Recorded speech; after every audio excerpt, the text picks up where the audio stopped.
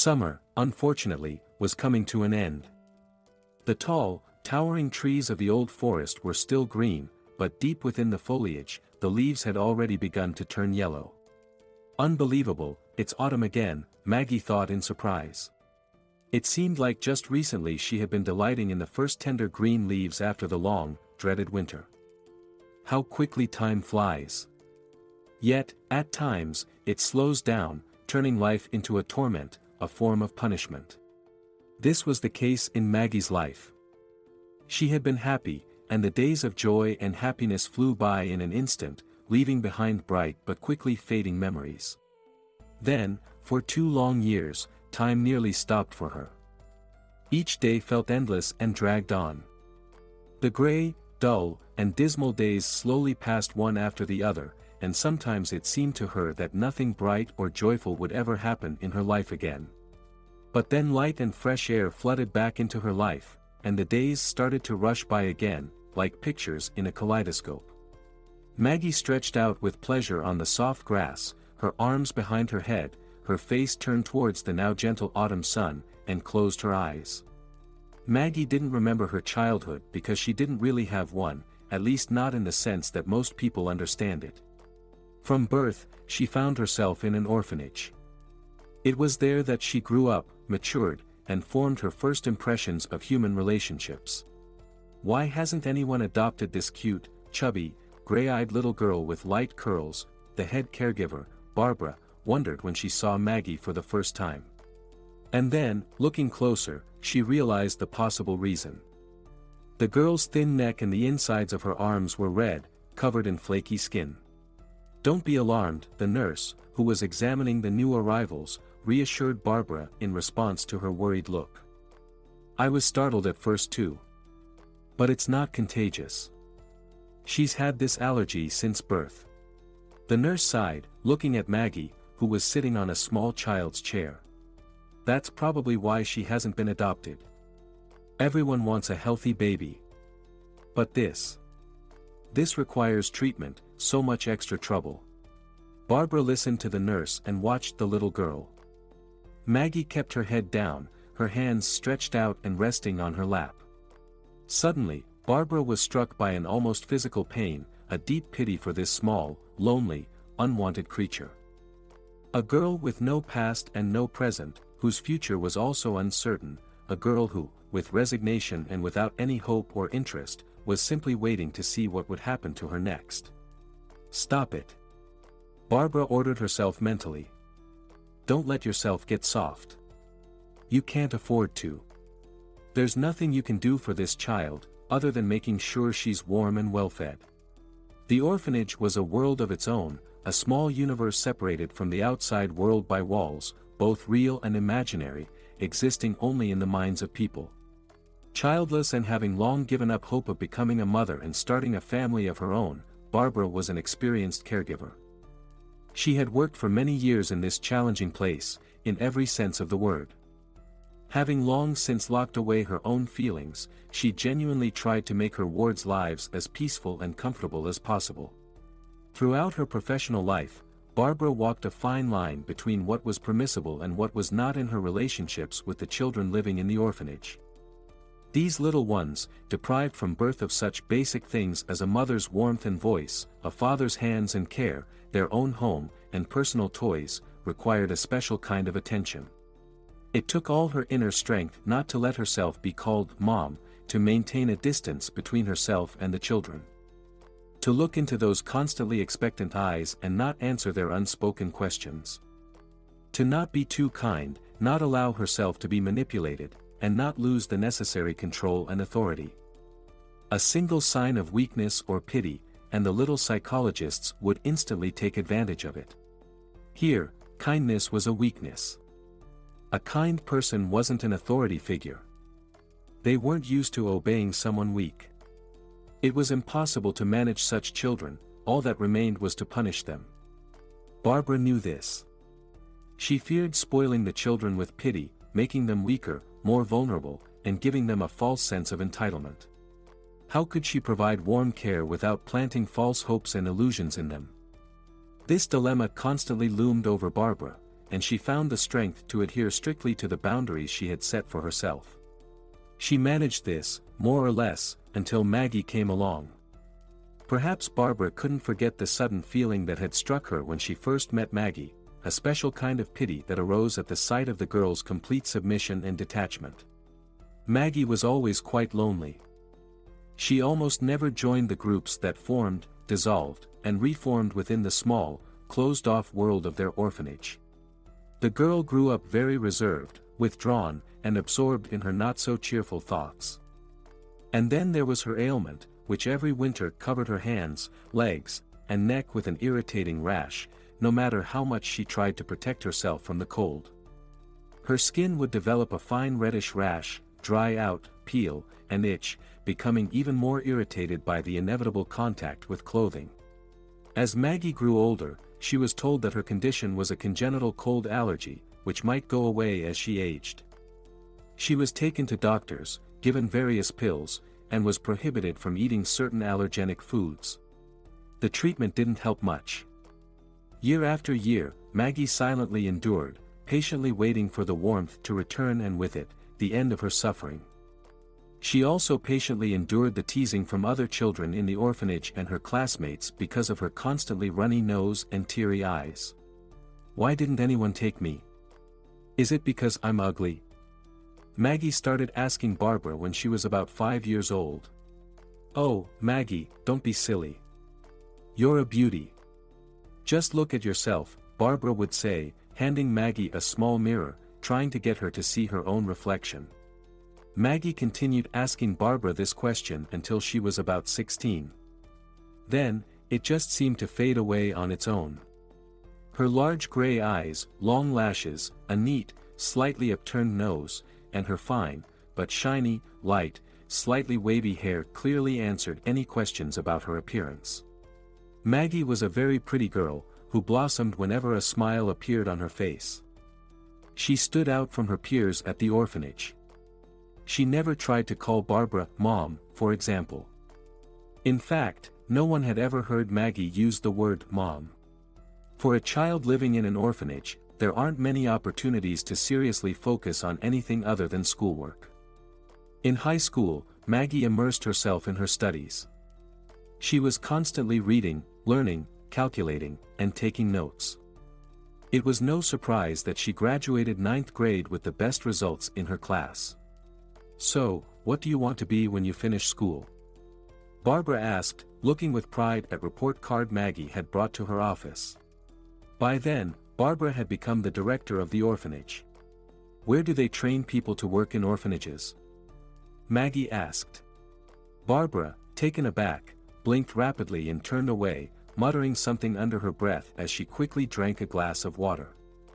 Then she turned back to Maggie and said firmly, "Oh no, my dear, enough of the orphanage for you." Barbara looked at her sternly. "There's no reason for you to stay here." Maggie looked at Barbara closely and gave a faint smile. "Well then, Barbara, I want to be a teacher. I want to work in a school." "Well, isn't that something? Someone actually wants to be a schoolteacher, not a model or a blogger," Barbara joked. "You're amazing, Maggie.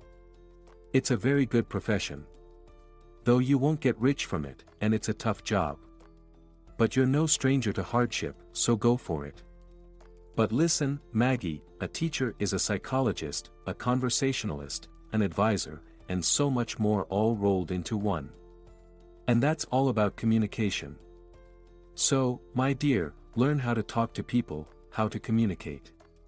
Even here in the orphanage, there are people who have never heard your voice." Maggie looked at her thoughtfully, nodded, and quietly left the office. During her high school years, Maggie became even more dedicated to her studies, adding presentations and reports to her usual routine. Although she initially blushed and stammered, Maggie gradually grew more confident and assertive in her public speaking. After graduating, she easily enrolled in a teacher's college, choosing to become a literature teacher.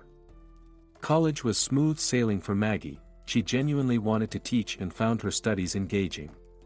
In her 4th year, a group of female officials from the local education authority visited their class. After a lengthy speech about the importance of teaching, they finally got to the point. "Well, who wants to work in their field after graduation?" "I do," came a quiet voice from the back. "Just so you know, dear, we're talking about a rural school, 40 miles from the city." "That's fine, it doesn't matter to me. There are only 2 computers in the entire school, and the conditions are, to put it mildly, not like the city." "It sounds like you're trying to talk me out of it," Maggie smiled. "I'll go, as long as you give me the position." After college, Maggie was assigned to a teaching position in a village school. The village Maggie arrived at, after a bumpy 2-hour ride on an old bus, was clearly past its prime. Several houses along the wide main street were abandoned, with crooked fences and boarded-up windows standing in stark contrast to the occupied homes nearby. Yet, it didn't feel desolate. People and cars moved about the streets, loud conversations could be heard from many yards, construction was underway in some places, and most houses had new roofs and windows. Maggie approached a small building where a flag fluttered in the breeze. She entered and knocked on the only slightly closed door with a sign that read, "Head of Administration." "Yes, come in." "Who's so shy out there?" a voice called after Maggie knocked again, waiting for about 10 seconds. "Hello," Maggie said as she pushed the door open and entered a small office. "Sorry, I'm here about the school job. I'm the new teacher." She stopped awkwardly in the middle of the room. "A young teacher," said a tall, gray-haired man in his 50s, sitting behind the desk. "Well, hello, dear." He stood up, walked towards her, and smiled warmly. No one had ever spoken to Maggie like this before. Even Barbara had avoided using such affectionate words all those years. "You're so thin." "Don't worry, we'll fatten you up," he joked, speaking in a manner that seemed natural to him. "Shall we get acquainted?" The man extended his hand to Maggie, taking her fingers into his strong, rough, dry palms, and gave them a firm shake. "My name's Victor Dalton. I'm the head around here. You could say I'm the village mayor," he chuckled. "And what's your name?" "Maggie," she squeaked. "Maggie, okay. And what's your last name?" Victor continued to look at her intently. "Smith. But it's not my real last name, it was given to me at the orphanage." Maggie looked him in the eyes. "Ah, I see," Victor said, his playful demeanor faltering as he blushed. "Well, maybe, forgive me, maybe that's for the best, huh? It means you're not too spoiled. We can't offer you luxurious accommodations. I've got a little house ready for you. We even fixed it up a bit. But you'll have to keep the fireplace going. On the plus side, you'll have the place to yourself, your own little kingdom." Maggie listened to Victor calmly, with a smile, as he continued to ramble on. "Or, you know, I could find you a place with someone. I know a couple of women who could rent you a room." "No, no," Maggie almost shouted, "please, no need for that. I'd be happy to live in the house. Alone, if possible." The thought of finally having some privacy, after years spent in the crowded orphanage, school, college, and dormitories, was incredibly appealing to her. "Really? Well, that's great," Victor sighed with relief. "Don't be shy, darling." He hesitated. "Is it okay if I call you darling? My daughter, who's your age, went off to the city to study.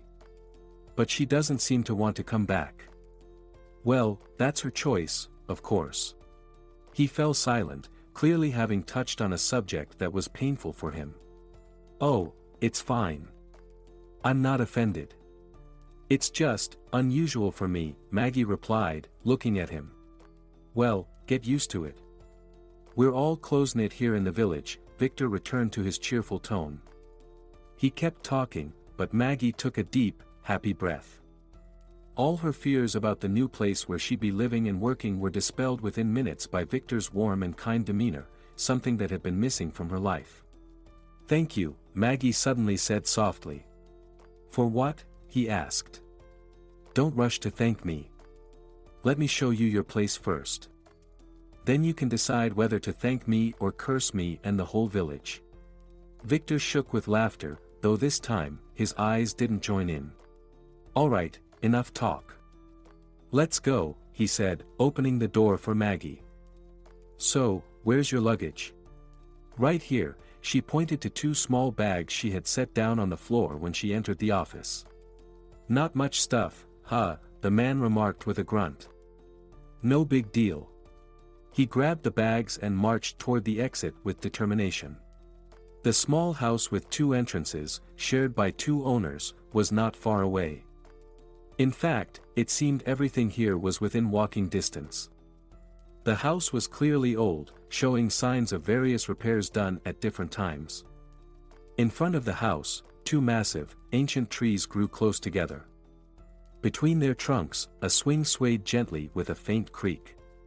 No pool yet, sorry, but that's just for now, Victor tried to amuse Maggie. The old house greeted her with the scent of dust, wood, and a silence so profound that she had never experienced anything like it in her life. Her assigned half of the house consisted of 2 rooms and a small kitchen. A polished, old wardrobe, a small couch, a table, and a couple of chairs made up all the furnishings. In the kitchen, a refrigerator hummed softly, and a small shelf held the dishes. So, how is it? Victor asked anxiously. Is it good?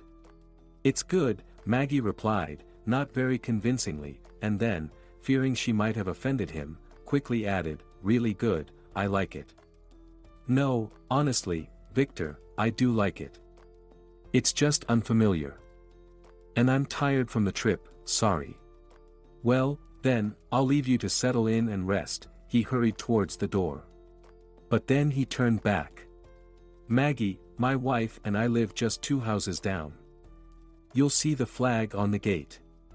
If you need anything, come straight to us, okay? Thank you for everything, Victor. Really, thank you. Victor left, and Maggie was alone. Well, here I am, Maggie thought, looking around. Suddenly, fear gripped her. What had she done? What had she gotten herself into? She had never lived alone in her life. And she had never lived in a village. As dusk began to gather outside, shadows seemed to creep from the window towards her feet. Overhead, in the attic, there was a faint noise, like a soft moan, or so it seemed to Maggie. Goosebumps prickled her skin. Something rustled lightly in the corner behind her, and out of the corner of her eye, she caught a quick, small, gray blur. A mouse. Maggie muttered in horror. She had always been terrified of these small creatures. She couldn't understand where this fear came from, having only seen mice a couple of times in her life. It was an inexplicable, physical sense of dread. Whether there were mice in the house or it was just her imagination didn't matter. The mere thought of a mouse was enough to send her into panic. She darted to the wall and flicked the light switch. The room lit up, but it didn't make her feel any better. I can't stay here. I just can't. She sat on the edge of a chair, tense, and squeezed her eyes shut. I can't do this.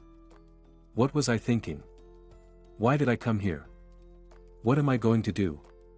Maggie sat in the old village house, listening intently, terrified of hearing that faint rustling again. She had no idea how long she sat there, motionless. It was nearly dark outside when she heard noises and voices on the porch, followed by a loud knock on the door. Hey, is anyone here? You've got company.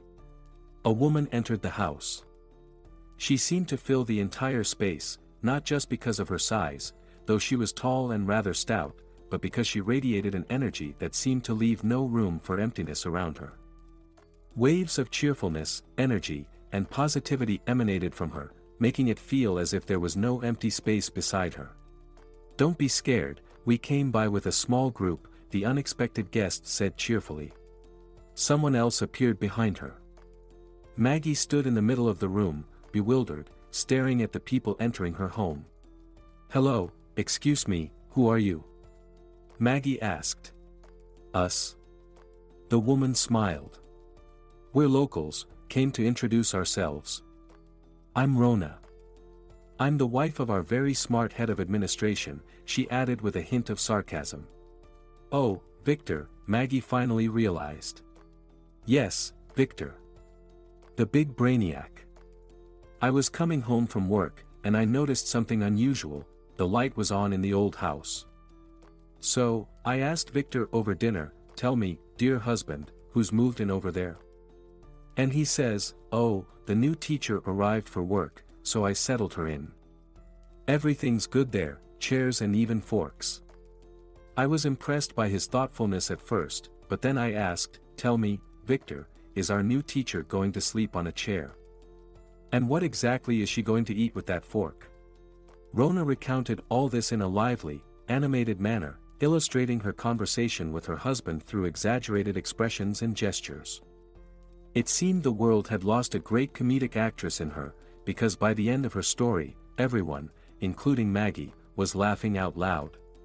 I gave my fool of a husband a piece of my mind. He brought a young girl to an old house and just left her there. It's a good thing he bragged over dinner about how you arrived and how he met you. May the devils welcome him in the afterlife the same way he welcomed you. Despite her words, there was clear affection for her husband in every sentence. Here, take this. Rona started pulling things out of a bag. Pillows, a blanket, bed linen. All new, don't worry. I forgot the tablecloth, but I'll bring it tomorrow. Erica, our neighbor, will bring you pots, pans, and some more kitchenware tomorrow. Rona shook her head, she's got plenty of extra stuff, she won't miss it. So, why are you just standing there? Rona turned to a boy about 15 years old, standing by the door. Mom, I'm just figuring out where to best put the router. The boy approached the table and placed a battered but fairly modern laptop on it. Come on, hurry up and set it up, Dean. Brenda, how are you doing over there? Have you put everything in order? Rona called out to a short woman who had just entered the kitchen carrying 2 bags. Yes, I've done everything, Brenda replied, returning to the room and warmly smiling at Maggie. I put some of the groceries in the fridge. The non-perishables, tea, sugar, cookies, I left on the table. You can sort it out yourself. That should be enough for now. I left some food in a bowl for you in the kitchen, you'll see. Maggie stood there in the middle of the house while all this bustling activity swirled around her. Finally, she gathered her thoughts and approached Rona. No, wait, Rona, I can't accept all of this. What do you mean you can't? Rona turned her head toward her. Without missing a beat in managing everyone and overseeing everything happening around her, she moved with surprising agility for her build and was already standing on a chair by the window, adjusting some pretty curtains. Well, I can't take all of this. Maggie stumbled over her words, unable to explain her refusal without offending these people. But it seemed no one was inclined to listen to her. No, do you hear that? She can't. It's fine, you'll manage. We're doing this without harming ourselves, if it makes you feel better. Rona gracefully jumped down to the floor. We've all been waiting for a teacher in this village. Come on, settle in. Later, you can come by my greenhouse complex, and I'll give you a tour. A greenhouse complex? Maggie was surprised. You have a greenhouse complex here? The image of a greenhouse complex, a large industrial operation, as she imagined, didn't quite match her vision of a small village. What do you think, dear? Is this a remote village? No, sweetie, life is thriving here. We have a greenhouse operation, and I'm not just anyone there. I'm the chief technologist. There's a sawmill, a vehicle maintenance shop, and a lot more. There's plenty of work for everyone. It's just that our young people leave for the city for some reason. They all want to be managers, sitting in offices in cleanliness. This one is thinking of going too, following his sister. Rona quickly turned to her son but then, reconsidering, looked back at Maggie. Oh, you're so thin, what a shame. Without pausing, she suddenly jumped to another topic. Well, don't worry, we'll fatten you up. Rona almost repeated her husband's words to Maggie when they first met. Suddenly, Maggie imagined Victor and Rona, leading a crowd of villagers, running after her, shoving roast beef, tomatoes, and porridge into her mouth as they went. The picture was so vivid and funny that Maggie couldn't help but burst into laughter. "Well, that's great. You have a lovely laugh, it's genuine." Rona smiled. "I've already informed Odette, the director of our school, about you. She's expecting you tomorrow. Anyone on the street can show you where the school is." "Well, congratulations on your new home, Maggie." Maggie looked at these amazing people, the big, lively Rona, the tall Dean, and the petite Brenda, who seemed even smaller next to her friend. She noticed how they smiled at her, and she felt a lump in her throat. "Thank you," Maggie managed to say with difficulty. "Thank you so much." "You're welcome. All right, let's all head out." Rona seemed to usher her son and Brenda out of the house, leaving Maggie alone again. The silence enveloped her once more. It had become completely dark outside. Yet, for some reason, Maggie no longer felt scared or lonely. She finished the last of the food that Brenda had left her and sank her head into the soft, fresh-smelling pillow. Within moments, Maggie was in a deep and peaceful sleep, and even thoughts of a mouse scurrying around the house no longer frightened her. The next day, Maggie arrived at the school where she was set to work. The school was very old, but there was a certain charm to it.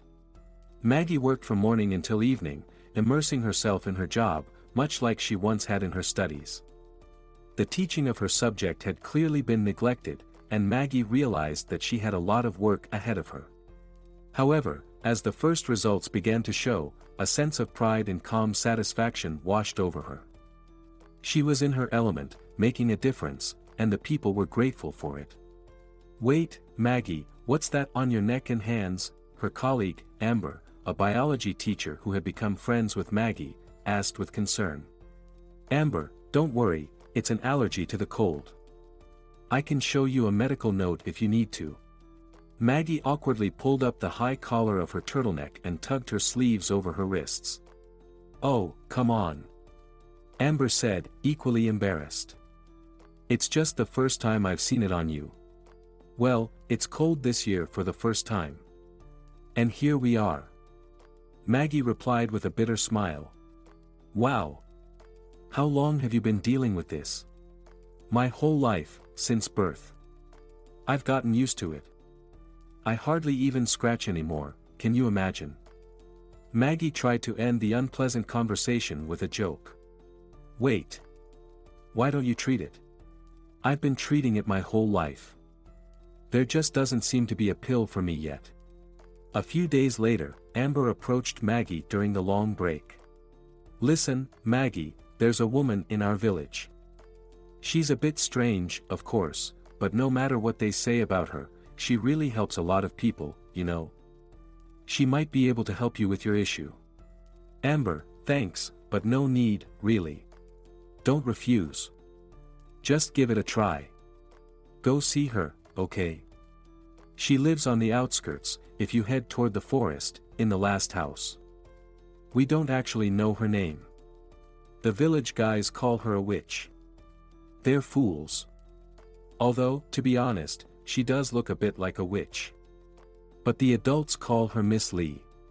"Alright, thanks for the tip, Amber," Maggie nodded and felt relieved when the bell rang. "No way I'm going to a witch," Maggie thought, and soon forgot about her conversation with Amber. But just a few days later, she remembered. She had to remember. The itch and peeling skin had become unbearable. Maggie had suffered through 3 sleepless nights, wandering around like a ghost during the day, struggling to resist the torturous urge to scratch the constantly stinging rash. Reaching the end of her patience, Maggie abandoned her principles and common sense and made her way to the edge of the village. Upon reaching the last house, she noticed that about 300 feet away, the trunks of a pine forest stood like a straight wall. It was clear that she needed to go to this house, surrounded by a crooked fence. "Hello. I was told you could help." Maggie mentally scolded herself for coming here. What kind of help could she expect from a strange old woman who truly looked like a witch from a fairy tale? The woman, of indeterminate age but clearly very old, was small and hunched over. She wore some gray rags, and a large nose protruded from under a scarf tied low around her forehead. If you look closely, you'll probably find a hairy wart on her nose too, Maggie thought. Well, maybe I can help. I won't know until I see, the woman said. Her voice turned out to be unexpectedly bright and somewhat youthful, which didn't match her appearance at all. Come closer. Don't be afraid, I won't eat you. I already had my lunch today. So, what do we have here? She said, examining the skin on Maggie's hands and neck closely. And is it the same under your knees? Well, I don't see anything mysterious here. Just plain cold urticaria. A cold auto-inflammatory syndrome. Most likely hereditary. After saying all she wanted, she looked expectantly at Maggie. Shocked, Maggie stared wide-eyed at the elderly woman. The scientific medical terms she had just used did not fit the place or the woman's reputation at all. Who are you? Maggie asked fearfully. Me? Just a person, a healer. A witch. Call me whatever you like, the woman replied.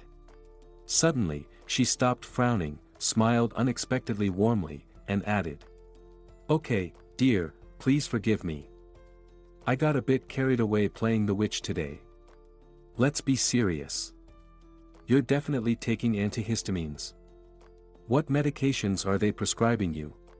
Hypnotized, Maggie handed the woman her medical card, and she studied it for a long time, occasionally glancing quickly at Maggie. Well, this isn't quite right. Actually, it's completely wrong, she said. Goodness, what are they teaching in colleges these days? The woman added bitterly. All right. You'll buy this in town.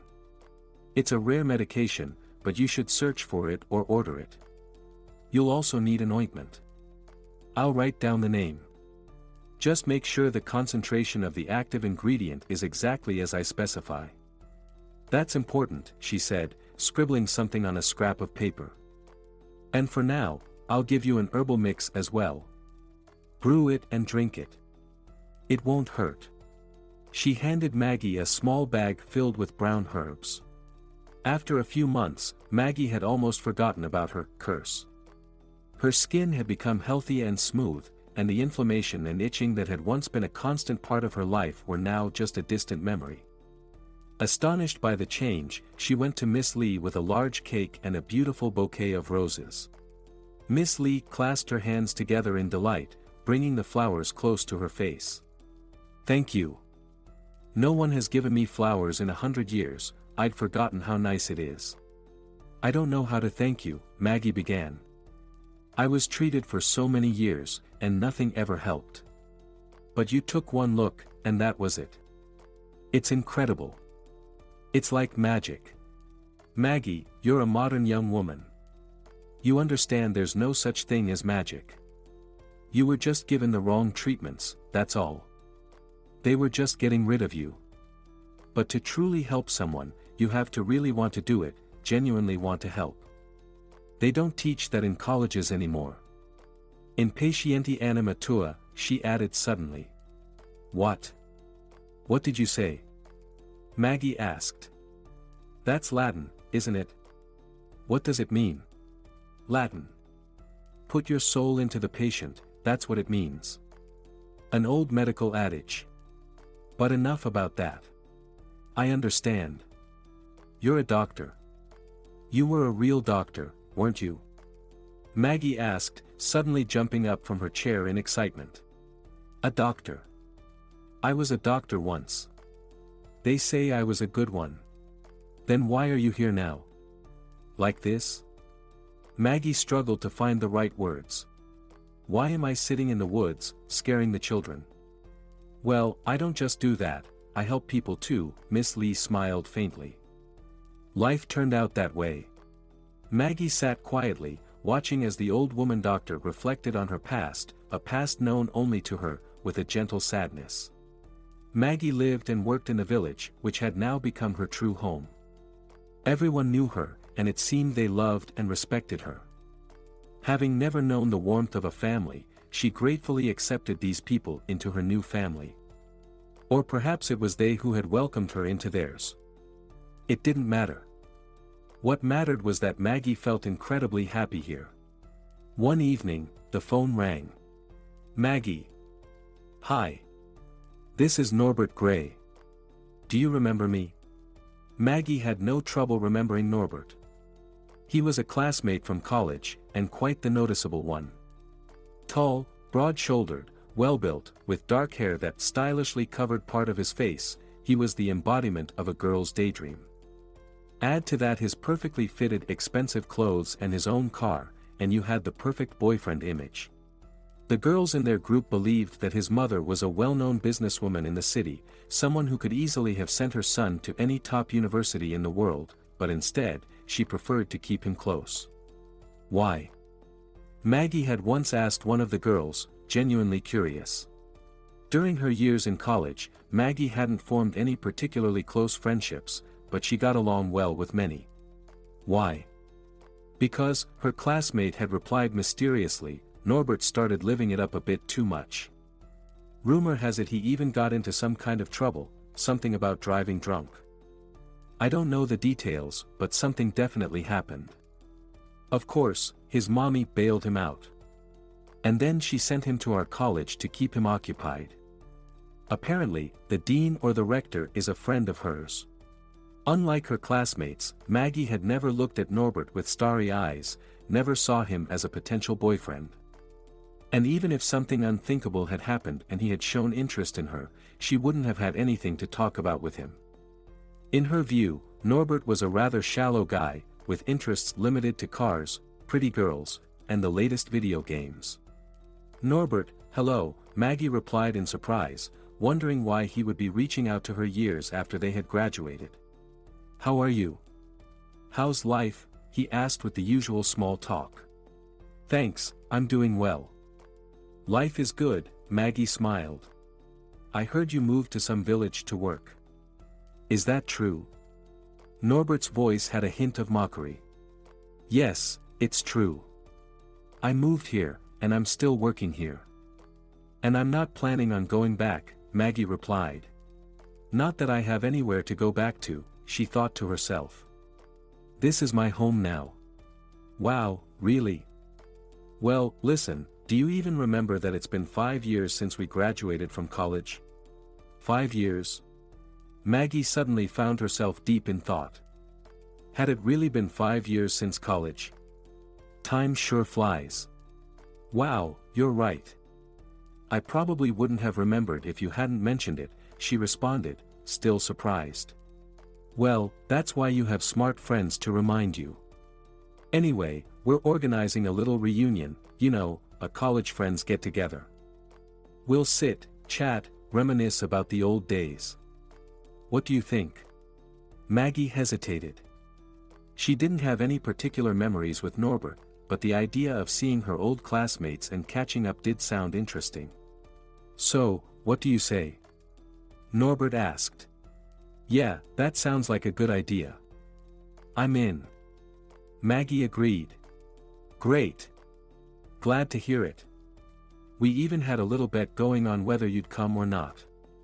So, mark your calendar. Next month, on the 25th, it's a Saturday, at 4 p.m. The address is. He gave her the name of the street and the house number. Remember the restaurant Eden? I remember, Maggie replied, though she had never actually been there. It was a very fancy, expensive place that she'd only heard of.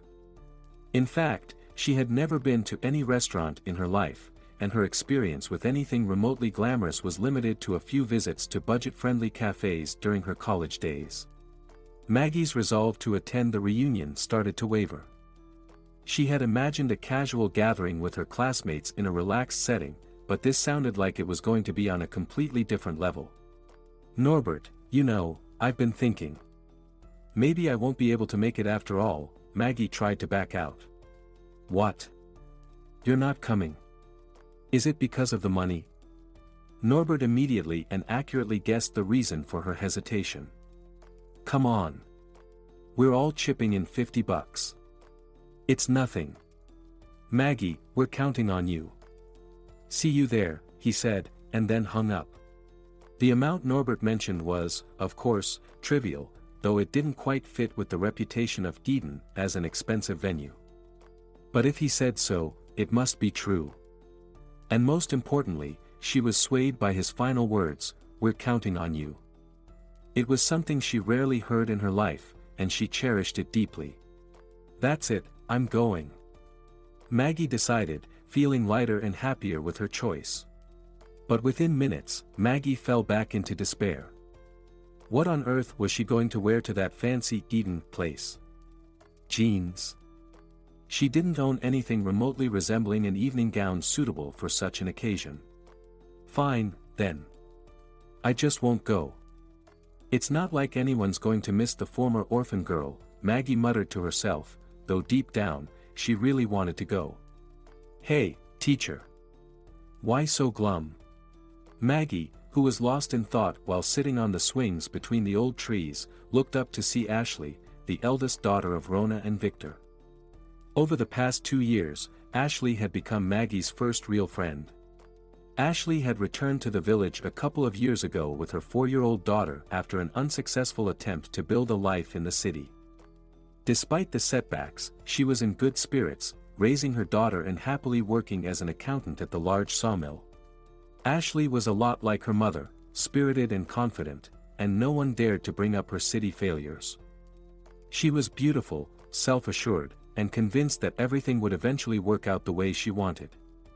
Her daughter, Della, seemed equally content with life. Maggie admired Ashley for her unshakable optimism and energy, which always rubbed off on her.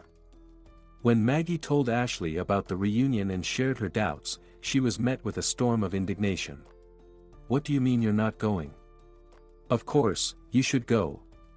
See the people, let them see you. Otherwise, you'll just sit here grading papers until you retire. But what will I wear? Can you imagine how beautiful everyone else will look? And me? I've got nothing suitable, and even if I did, I wouldn't know how to wear it. Nonsense. We'll figure something out.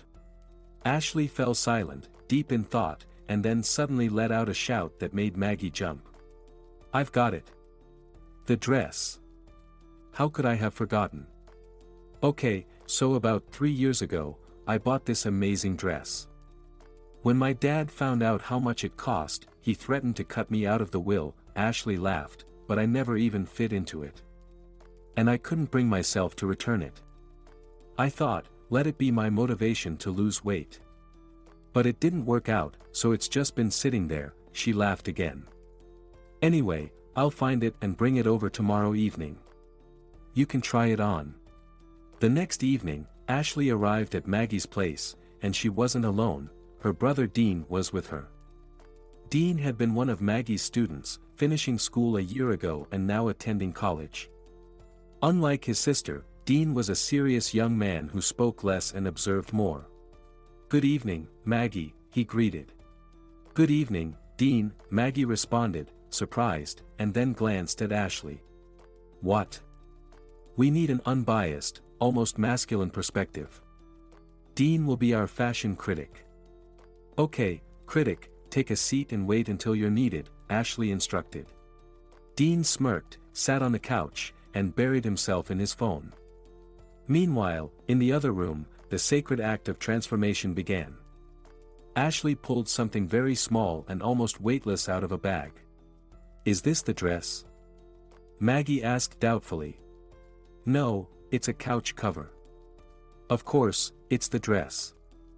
Now, raise your arms. Indeed, it was an amazing dress. Made of the thinnest, flowing fabric in a gray, or rather, pearl color that shimmered slightly. It was very open in the back but quite covered in the front, if you didn't count the stunning slit on one side that nearly reached her thigh. Maggie felt the cool, smooth fabric barely touch her skin as the dress slid down and fit her perfectly. Yes. Ashley exclaimed, followed by a deep sigh. Look at yourself in the mirror. Maggie stared at her reflection, speechless. In the mirror stood a slender figure with a high chest, long legs, and sculpted shoulders. The beautiful, alluring curve of her back was stunning. Maggie had never felt so much like a woman. What can I say? There's nothing more to say. This needs to be shown to everyone, Ashley sighed in admiration. And you're not even styled or in heels yet. Maggie, in this dress, with your figure, you could conquer the world. Ashley grabbed Maggie's hand and led her into the room where Dean was sitting. Even as they entered, Dean didn't look up from his phone. But Maggie, now fully embracing her role as a femme fatale, stopped in the center of the room and struck the most dramatic pose she could manage. "Dean!" Ashley called out, and finally, Dean looked up. There was a brief pause before the sound of his phone hitting the floor filled the room, followed by his words. "Wow!" Dean stared wide-eyed at Maggie as he slowly stood up from the couch. "Well, Maggie, I think that's a perfect 10, Ashley commented on her brother's reaction. To say that Maggie caused a sensation at the reunion would be an understatement. She looked absolutely stunning, from her supposedly effortless curls, which were actually the result of an expensive salon visit, to the tips of her shoes. Finding those perfect shoes took them 2 whole days. Ashley dragged an exhausted Maggie through every shopping mall in the city until they were both worn out. "Ashley," Maggie pleaded, "can we please just stop? These shoes are good enough. Let's just get them and be done with it. We don't need good shoes, we need amazing shoes, got it? Shoes that you could wear with nothing else on," Ashley insisted, pulling her friend through yet another store. Finally, they found a pair that made Ashley freeze in her tracks. "Here they are!" Ashley exclaimed. "And the color, just perfect for the dress." Maggie had never felt as beautiful and confident as she did that evening when she walked into the restaurant and noticed the admiring glances from the men and the puzzled, scrutinizing looks from the women. "You know, Maggie, looking at you makes me want to spend a year in the countryside," Courtney, who once had the reputation of being the most beautiful girl in their class, remarked. "Why not? Come visit. We could really use another teacher," Maggie replied, feeling more self-assured among these elegantly dressed, jewelry-adorned women than ever before. She sat at the table, sipping champagne from a tall, slender flute. Everything was almost perfect. "May I have this dance?" A velvet voice spoke above her. Maggie looked up. Standing before her, offering his hand, was a very handsome, tall, broad-shouldered young man in an impeccable suit. His dark, slightly long hair fell over his broad forehead, and his slightly narrowed eyes held a special glint. That look made Maggie feel a bit warm inside. "Norbert?" Maggie said, somewhat confused as she took a closer look. "You recognize me?" Norbert chuckled softly. "I didn't recognize you at all. Maggie, I'm sure you've heard this 1,000 times tonight, but I can't think of anything more original. You look absolutely stunning." Maggie practically basked in the admiration shining from his eyes. They slowly swayed in the dim light to a soft melody. He held her gently by the waist, and she could feel his warm breath on her neck. Maggie had never felt so good in her life. "Maggie, you're amazing. I'm completely smitten with you. I'm so glad I managed to pull you out of that village of yours," Norbert whispered. "And you know what? I have no intention of letting you go back." After that evening, it felt as if Maggie had stepped into a fairy tale. Every Saturday, after finishing her work, she would head to the city, where Norbert would be waiting for her. A few times, he even came to pick her up in a sleek, expensive car. "So, tell me everything," demanded Ashley after Norbert's first visit. "Tell you what?" "There's nothing to tell," Maggie replied, blushing as she tried to deflect Ashley's curiosity. "Oh, sure, nothing at all," Ashley said sarcastically. "Come on, spill it. Who's that handsome guy in the fancy car who came to get you? Is he your boyfriend now? What are you talking about? Why would you assume that? He's just an old classmate. We met at that reunion I went to in your dress. He's just taken me out a couple of times." That's all. Seriously, Ashley, just drop it, okay? Fine, I'll drop it. But I hope he doesn't. Otherwise, you'll end up a saintly spinster, a martyr in this village, Ashley laughed. Ashley, stop it. Maggie burst out laughing. You're talking nonsense. We just met up, that's all. What's the big deal? But when Maggie was alone with her thoughts, she was much more honest with herself. She really liked Norbert. He had changed so much over the years, or at least that's how it seemed to Maggie. The arrogant rich boy, whose interests once revolved around cars and scantily clad girls, seemed to have vanished. He was now calm, confident, and slightly ironic. And he was very handsome, or so it seemed to Maggie more and more. You've changed a lot since those days, Maggie couldn't help but bring it up once. You used to be so different. Honestly, I thought you were headed for trouble back then. Sorry, Norbert. Don't apologize. You were right, I was a mess. I just wanted to have fun and didn't have the brains to see where I was heading. But some good people set me straight. My mom, for one, she could whip anyone into shape. Norbert smirked, not entirely kindly. But seriously, I guess I just grew up. I work for my mother now, as a commercial director in one of her companies. Norbert's attentions were like something out of a dream. To Maggie, who had grown up in a tough environment and led a simple village life, everything Norbert did for her seemed extraordinary, wonderful, and magical. Restaurants, country clubs, picnics, parties, and exhibitions, one after another, they transformed Maggie's once quiet, uneventful life. But what she loved most were the moments when it was just the two of them, alone in his city apartment. Norbert, why me? Maggie asked one day.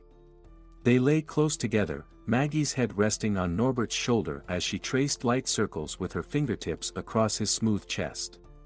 What do you mean, why me? Norbert asked, slightly puzzled. I mean exactly that. Who am I? A village schoolteacher, an orphan. And you're a wealthy bachelor from a prominent family. Back in college, you didn't even glance in my direction. You didn't interest me either, I didn't exist for you, I was invisible. Well, you know, I was an idiot back then. And besides, you didn't wear those kinds of dresses in college. Norbert, I'm serious. Why me? How can I explain? It's just, you're smart and beautiful. But most importantly, you're real, you know. At our office, the guys have this game, guess what's real? You know what I mean. All those plastic nails, silicone lips, fake hair. Ugh.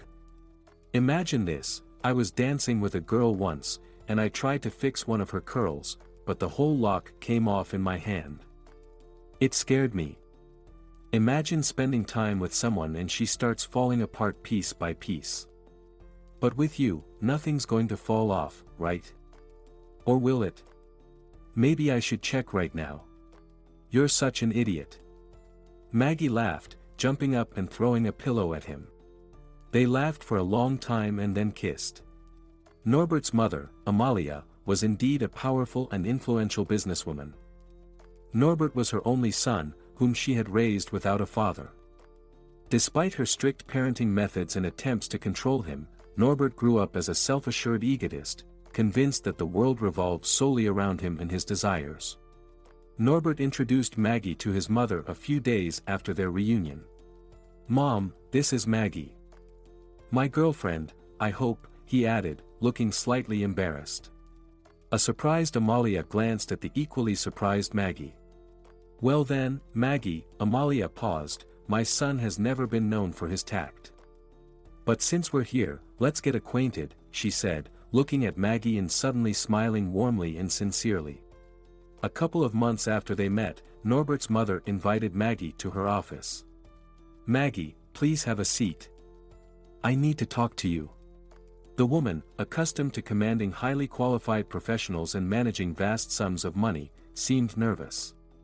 I want to talk to you about Norbert. Maggie, it's hard for me to say this, but I need to warn you. My son, unfortunately, isn't a very good person. Oh, Amalia, why would you say that about Norbert? I love him. Maggie, I think he loves you too, Amalia said, her voice tinged with surprise. He's never loved anyone in his life. But with you, it seems different. I'm so hopeful, yet afraid to hope. Thank you, Maggie, whatever happens, thank you. Maggie was preparing to leave for the city. Norbert had finally convinced her to move in with him. Maggie, this is just silly. How do you see our relationship? Weekend meetups? If your job is so important to you, and you still want to be a teacher, let me tell you a secret. They have schools in the city too, can you believe it? So, come on, pack your things and move in with me. But how can this be, darling? Victor said, sounding a bit lost when Maggie told him she was leaving. You've become like family to us. You're one of us. And now you're leaving.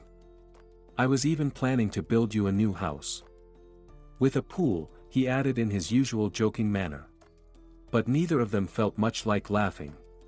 Please forgive me, Victor, it just happened this way. Maggie, remember this, you always have a home here, and we'll be waiting for you, okay? Suddenly, he pulled her into a tight hug, pressing her against his chest. Thank you, she mumbled, burying her face in his soft fur vest. So, did he propose to you? Ashley, as always, was direct and to the point. She was sitting on the couch, watching gloomily as Maggie packed her few belongings. No, actually, he didn't. And what's the point of all this then? You know what, I'm not going anywhere until he proposes, Maggie said, frowning comically before bursting into laughter. Ashley, what does it matter? I love him, you know. I love him and want to be with him. It's really that simple. An open relationship. Modern values? Ashley asked sarcastically. What a fool. And suddenly, her face twisted, and she began to cry. Maggie, don't go. Please. Why do you need this prince? We can find you just as good a guy here. Don't leave. Ashley sobbed, hugging Maggie as she sat down beside her. Oh, Ashley, come on. We'll still see each other.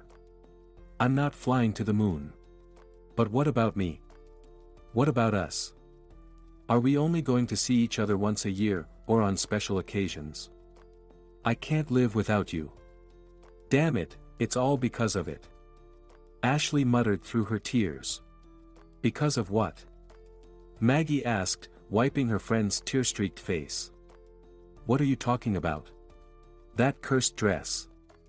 If it weren't for that dress, none of this would have happened, Ashley replied angrily. Maggie burst into laughter. Ashley, you're such a baby.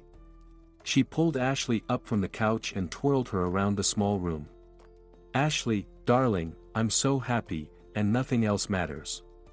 Maggie had been living with Norbert for 6 months.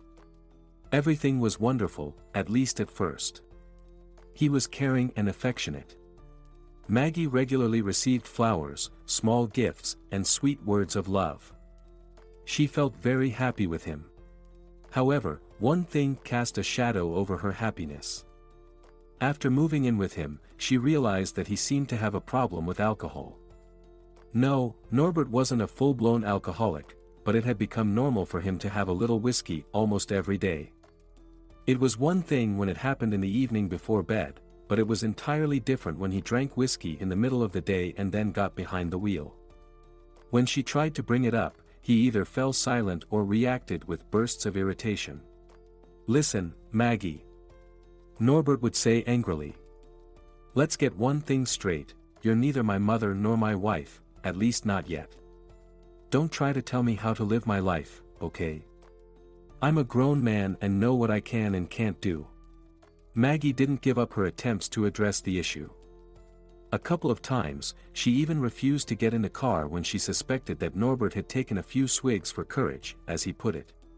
Maggie, it's your choice. Call a taxi if you want, but I'm still driving. That late evening, Norbert and Maggie were coming back from a party in the countryside. As usual, she subtly sniffed the air, trying to figure out if he had been drinking. There was no smell of alcohol, nor any of the usual scents people use to mask it. "Norbert, are you okay?" she asked, just to be sure. "As good as ever, my love," Norbert replied. "I'm actually in great shape today, did you notice? I'm going to give you a real ride." The powerful engine roared to life, and the sleek sports coupe screeched its tires as it shot forward. Norbert was clearly in the mood for a thrill, driving the car at an incredible speed. "Norbert, please slow down," Maggie shouted. "Maggie, leave me alone, let me have a little fun." "The guys are right, you're so boring, you don't know how to enjoy yourself." Maggie fell silent, hurt. The car roared down the nearly empty highway, quickly approaching the city. Damn! A detour. This wasn't here before. Norbert abruptly swerved off the highway onto a narrow detour without reducing speed. "Norbert, slow down. There's a speed limit here," Maggie pleaded, almost being thrown to the side by the sharp turn. "Leave me alone." Norbert snapped, and in the next moment, a figure suddenly appeared in front of the car. At high speed, the low hood of the racing car struck the person in the legs. He was thrown up and fell, hitting his head on the front fender of the car. The impact was so intense that Maggie thought she heard the sickening crunch of breaking bones. The figure was hurled to the side and landed on the shoulder of the road. "Stop!" Maggie screamed, gripping the steering wheel tightly. The car spun across the road and finally came to a halt. Silence fell over them like an avalanche.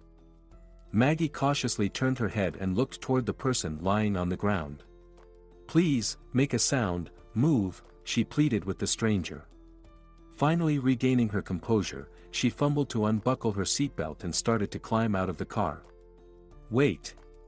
Where are you going?" Norbert grabbed her shoulder. "Where do you think?" "To see what's wrong with him. We just hit someone, in case you didn't notice." "I noticed, Maggie. Let's just leave." "Have you lost your mind?"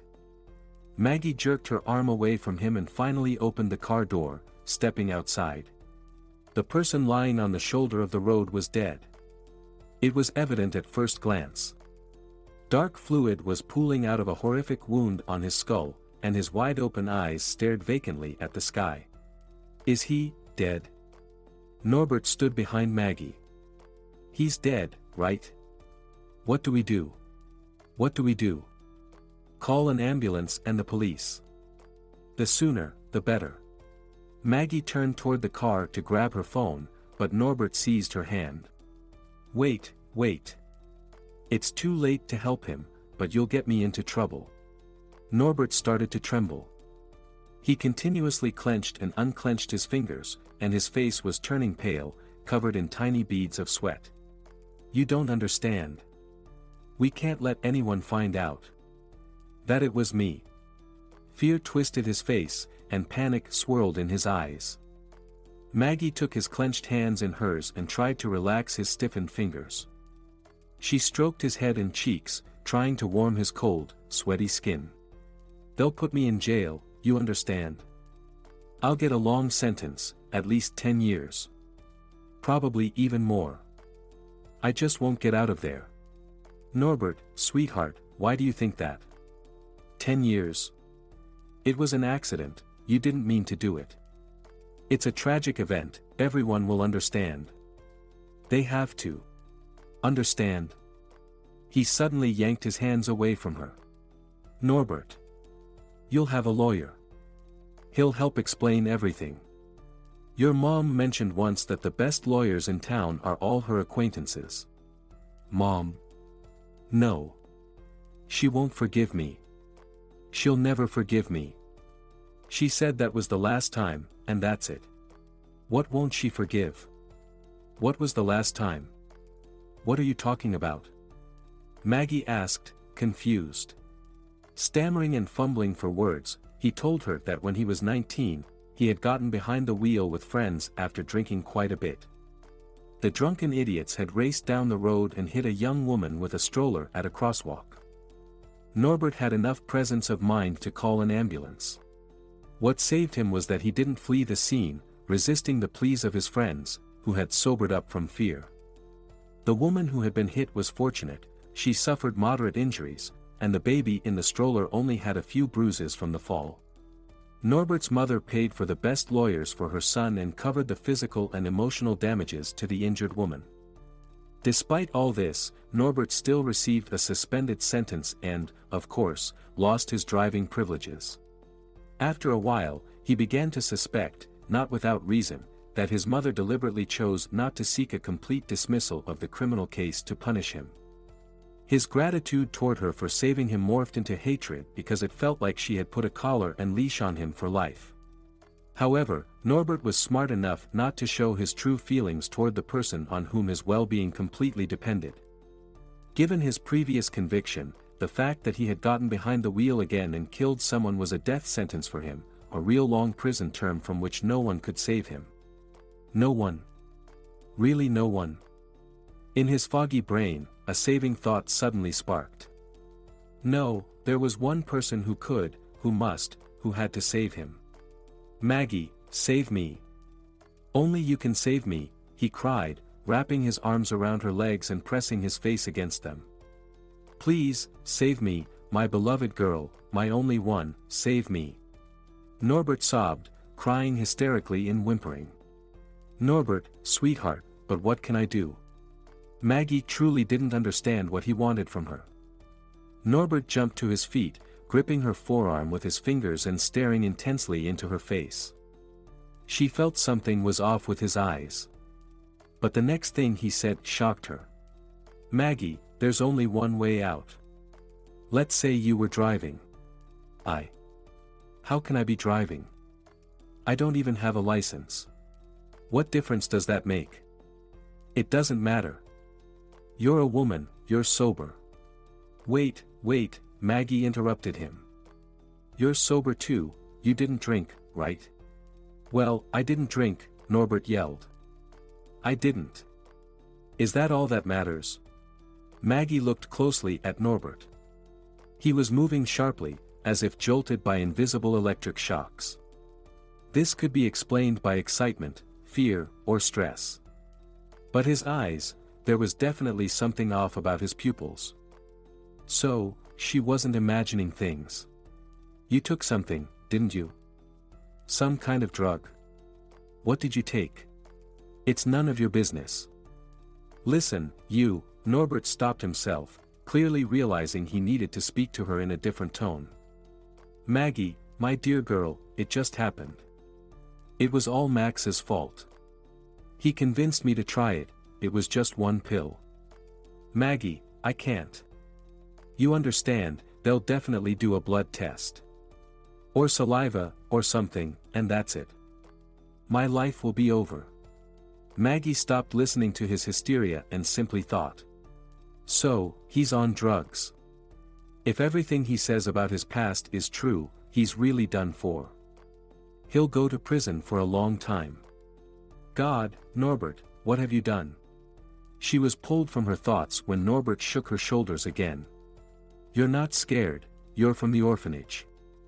People always feel sorry for you and forgive you. Even if you get a sentence, it'll be light, maybe 2 years, and suspended. I'm sure of it. From the orphanage. Maggie hadn't heard those words in years, words that had been a stigma for children raised without families. But even after so many years, those words stung her like a whip. Hearing them from Norbert made it especially unpleasant. Norbert, what does it matter that I'm from the orphanage?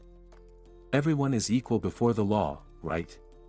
I'll hire the best lawyer in town, I promise you, we'll get you out of this.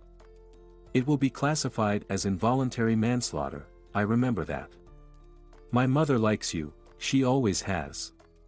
She'll surely help you. Maggie, my beloved, save me. You said you loved me, that you'd always be with me, in sorrow and in joy. So, let's go. Prove that this isn't just pretty words. Save me. He dropped to his knees in front of her again, gripping her hands and pressing his face against them. Her Norbert, poor, confused, scared Norbert. What was she supposed to do? How could she help him? Maybe he was right. After all, she loved him, she really did. And if she loved him, didn't that mean she should be willing to do anything for him? Wasn't that how it was supposed to be? Not far from the turnoff, the sound of an engine could be heard, and then beams of headlights shone through the bushes. A car was coming toward them, and in a few seconds, there would be others who would see everything. Soon, the scene would be swarming with people. A police car, an ambulance, and strangers gathering in unimaginable numbers at this late hour on the narrow detour road, all centered around the horrific black stain, the body of the deceased, covered with a tarp. Maggie stood off to the side, feeling as though she were watching everything from above, as if she were far away. It felt like none of this had anything to do with her, as if she were somewhere distant. Norbert moved from one group of people to another, explaining something and regularly pointing at Maggie. Yes, my girlfriend was driving. It was dark, he ran out into the road right in front of the hood, and she lost control of the car. I told her to slow down, just slow down. You know how women are, his voice carried to Maggie, muffled and distant. Then, dazed and confused, she found herself sitting in the investigator's office. Maggie, do you admit your guilt in the accident that resulted in a fatality? Yes, Maggie whispered, barely audible. Later, Norbert came in. He sat next to her and wrapped his arm around her shoulders. Maggie, my love, thank you. You saved me. Just hang in there, I'll be right beside you. And about my mother, I've been thinking we can't tell her about any of this. She won't believe it, she'll immediately figure out that I'm to blame. And anyway, no one, hear me, no one, should know I was driving, not even the lawyer. Just you and me, that's it. And then, when it's all over, we'll leave this place far behind. I have money, don't worry. We'll go away and be together forever. I promise you, Maggie. His voice was calming, soothing, almost lullaby-like. His hands were gentle and attentive, and his eyes seemed to say, I love you. Then, Maggie found herself sitting in a small room. In front of her, at a table covered with papers, sat the lawyer.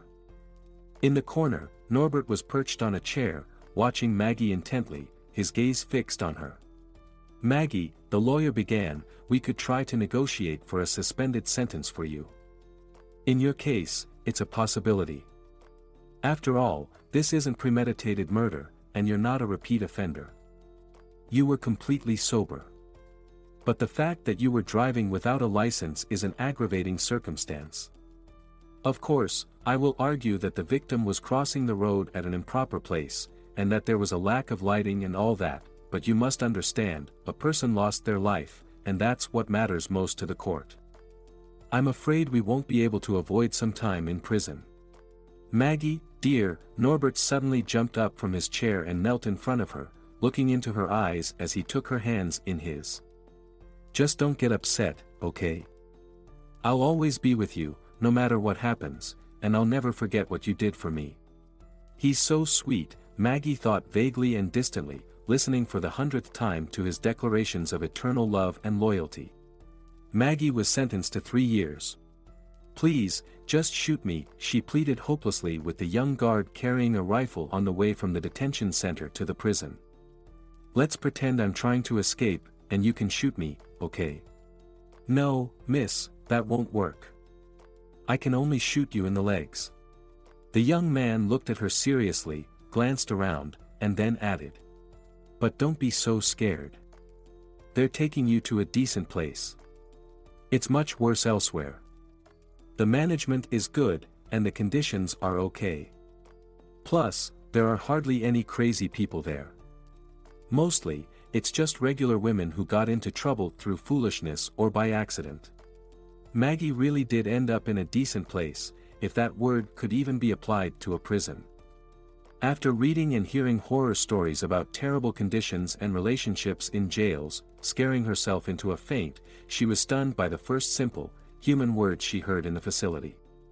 Hey, gray-eyed girl, is this your first time? Don't be scared, friend, said a cheerful, plump woman sitting with her and a few other ladies in a room waiting for bedding. You're inexperienced, I see. Here, have something to eat. The woman offered a small apple to Maggie, who was too stunned and terrified to respond, and laughed. How can you laugh here? Are you crazy? Maggie's surprise was so genuine that it made the woman laugh even harder. It turned out that orphanages and prisons, no matter how terrifying and cynical it sounded, operated by similar rules. Tears and complaints about life were forbidden. They didn't like weakness here. Keep your spirits up, don't gossip or whine, don't pretend to be someone else, just be yourself. Protect your personal space. Maggie remembered all these bitter truths from childhood, and they came in handy now. They were essential for her survival and sanity. Norbert hadn't lied. At first, he really didn't leave Maggie alone. She regularly received letters from him filled with bland, meaningless phrases and small packages. In the first 6 months, he visited her twice. Maggie, how are you holding up? Fine. During their visits, Norbert avoided looking her in the eye, fussed nervously, and forced a smile that felt insincere. He rubbed his hands together anxiously and laughed awkwardly. I'm fine, Norbert, fine, Maggie replied, focusing on that strange word. How could her life be considered fine? A life dictated by orders and schedules, surrounded by the same unbearable strangers day after day. Why did he ask her that? Didn't he understand how truly awful she felt? Didn't he grasp what words she was waiting to hear from him right now? Fine, she repeated, gazing at his beloved face. Well, that's great. You take care of yourself, Norbert said, glancing constantly at his watch. I have to run, I've got a lot of work to do. See you. Goodbye, Maggie replied, feeling an unbearable weight in her chest. Maggie was released from prison after 2 years, having earned early parole. She hadn't seen Norbert in the last 6 months of her sentence, and the letters, which had felt more like formal notes, had also stopped coming long ago. Maggie had never been a foolish, naive girl, and the school of hard knocks she had attended over those 2 years had undoubtedly given her experience and a deeper understanding of life. Still, she had hoped for something until the very end. Gathering her strength, Maggie dialed a familiar number. Hello, Norbert, she said, squeezing her eyes shut. Now she would hear his familiar, dear, beloved voice. He would say those words she needed to hear. She would understand that he still loved her, that it hadn't all been in vain, that she hadn't wasted 2 years of her life living in hell for nothing, but for their love. Ah, hey. So, you're all ready. Well, he clearly didn't want to say either her name or the word released. Maggie felt a chill inside, and her heart raced. Yes, I've been released, and I'm in town. Great. I'm happy for you. I can't really talk right now. Can we chat in a couple of hours? Come over. Remember the address? I remember, Maggie tightened her grip on the phone. I remember the address. Okay. I'll be there. It was all clear to her. She already knew the answers to all her questions. But she decided to play this little comedy to the end. Or was it a tragedy after all? He opened the door almost immediately. It seemed like the sound of the doorbell hadn't even faded before the door to his apartment swung open. He's afraid someone will see me, Maggie thought to herself with a smirk as she entered the apartment. Hello, darling, she said, beaming and spreading her arms as if for an embrace. Hello, Maggie, Norbert flinched to the side, stumbled, and turned red. Please, come in. To the kitchen. So, I take it you've decided to postpone those passionate embraces for your one and only? Maggie walked confidently into the kitchen and sat down at the table. Norbert stood in front of her, nervously fiddling with the collar of his shirt. Finally, he mustered the courage to sit across from her. Listen, let's talk honestly. He tried to look her in the eyes but kept glancing away. Honestly? Of course, let's do that, darling, since lovers should always be honest with each other. Especially if it's love until the grave, she said mockingly. I don't love you anymore, Maggie, Norbert suddenly blurted out. In response, a loud laugh erupted. Wiping away tears of laughter, Maggie said. Oh my God, poor me, poor me. Well, I guess I'll have to get through this somehow. But how? What do you want from me now? Norbert seemed to be trembling. We've already paid for the moral damages to the family of the man you hit. They have no claims against you. I hit him, Norbert. Actually, it was you who hit the man. The claims should be against you. Claims against me? I see. Yes, you're right about some things. I owe you. You know, I came prepared. He dashed into the other room and returned with a hefty bundle. Here, this is your money. There are 20 stacks, each with $100 bills. There was a lot of money. Really a lot. Before Maggie lay 20 neat bank-wrapped bundles, covered in clear plastic. Maggie had never been good at math. How much was that in total?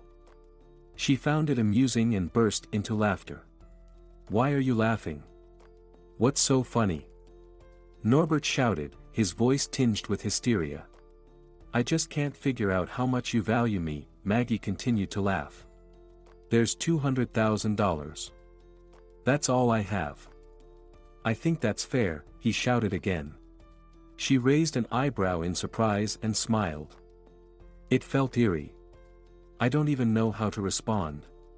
Maggie, sitting at the table, stacked her fists on top of each other, rested her chin on them, and looked up at Norbert intently. With slightly narrowed eyes and a faint smile, she resembled a tightly coiled spring that was about to uncoil and strike painfully. Norbert sensed it and involuntarily took a few steps back. You know, darling, for a girl from an orphanage, this is way too much, but for a young woman whose life has been ruined, it's way too little. Too little. Well, you know, this is enough for 2 apartments. Come on, don't be ridiculous. Norbert was now completely on edge. Fine, just tell me how much you want. Name your price. I want at least 2. 2 what? 2 million. You've lost your mind. I don't have that kind of money. Maggie leaned back in her chair and looked at Norbert with interest, as if she were seeing him for the first time. I want 2 years. At least 2 years for you. 2 years in prison for 2 years of my sentence. A year for a year. Seems fair to me. What if I tell the truth? Are you out of your mind? Norbert gasped. No one will believe you. You're a murderer, an orphan. No one will even listen to you. So you've convinced yourself that I'm the one who killed him, huh? Maggie looked at Norbert mockingly. I know at least one person who will listen to me and believe me. Your mother. From the instant change on his face, she knew she'd hit the mark. Well, now you can live in fear. Maggie stood up, turned around, and headed for the door. Wait. Where are you going? What do you want? Why didn't you take the money? Take it, don't be a fool. There's more here than you could earn in your whole miserable life. She slowly turned back. Norbert stood in front of her, extending a large, thick bundle. Maggie took it in her hands. Well done. Now you're going to write me a receipt stating that you received the money, that you have no claims against me, and that. Norbert didn't have time to say anything more. A brick of money flew at his head, cutting deep into his cheekbone and literally knocking him off his feet. All right, darling, don't worry, you look like you're all worked up. Just keep living for now. I'll think about what's next. Bye, my love, came the harsh mocking voice above him. Norbert had been scared a few times in his life. A couple of times, he had felt real fear. But now, at this moment, pure terror paralyzed him completely. Yet before him stood only a petite, slender young woman. He crumpled to the floor, covered his broken face with his hands, and cried out loud, sobbing uncontrollably. Have mercy, please. I have a family, my wife is pregnant. Do you want to ruin my life?" His voice trembled between his hysterical sobs. Maggie turned around and walked out of that apartment for good. Maggie sat on a bench in an old park. Another summer was coming to an end. She wished she could forget her last 3 years, starting from the moment she met Norbert. What was she supposed to do now? How could she start over? And most importantly, where? However, she found the answer to that question very quickly. There was only one place in the world where she was called her own, where she was loved without asking for anything in return, where she had a home, the only one in her life. Upon arriving in the village, she headed to Victor and Rona's house. As she approached the yard, she heard a loud child's wail and a steady, soothing male voice. When she opened the gate, Maggie saw a 7-year-old girl deciding whether to keep crying or climb onto the back of an elderly man. Victor was crouching in front of his granddaughter, who was undoubtedly the grown-up Della, whispering something in her ear. Della was the first to spot Maggie entering the yard, and she greeted her with a wide, toothless grin. Maggie took a deep breath. "Maggie! Is that really you?" Victor shouted as he ran across the yard with open arms. In a matter of seconds, she was standing pressed against his chest, inhaling the familiar scent of his old sheepskin vest. "Finally, you've come, my friend," she heard Ashley exclaim. "We haven't heard a word from you in 2.5 years. You disappeared, and now you're back." Ashley was tired of pretending to be offended, so she rushed over to hug Maggie, pushing her father aside. "What are you all shouting about?" A figure appeared in the doorway, Rona. She was taken aback, staring at them before throwing up her hands and rushing toward Maggie. "Ashley, Victor, Rona." Maggie mumbled, getting tangled in their clothes, hair, and arms, feeling like she might burst into tears just as little Della had a moment ago. But forgetting her grief as quickly as the girl had was impossible. Once things calmed down a bit and everyone settled around her, Maggie said, "I need to explain. I want to tell you how I've been living all this time, why I didn't show up, where I've been. It's very hard. I don't know how to start." Maggie suddenly pictured her dear, practically family-like people recoiling in disgust and fear upon hearing the truth. This image was so vivid that she fell silent, unable to speak again. "All right, Maggie, life is full of surprises. It's clear you've been through a lot," Rona said, noticing Maggie's hesitance. "Sounds like the fairy tale life with the prince didn't work out," Ashley chimed in. "The prince turned out to be a scoundrel, didn't he?" "Yes, and I was a fool, just like you said. And now I'm left with nothing." "Well, you're not the first, and you won't be the last," Rona replied. Maggie lifted her gaze, looking at all three of them, and recounted her story of love, foolishness, and betrayal. "Well, that's it," she concluded. "I've come to you, covered in dirt. Forgive me. I just have nowhere else to go. But maybe I shouldn't have come." Maggie lowered her head even more. "You, Maggie, seem to have been through a lot. But if you were a fool before, you're still one now," Rona's loud voice rang out. "Do you really think we'd kick you out? And why didn't you take the money?" Ashley suddenly asked. "That was your money. Ashley, how can you not understand?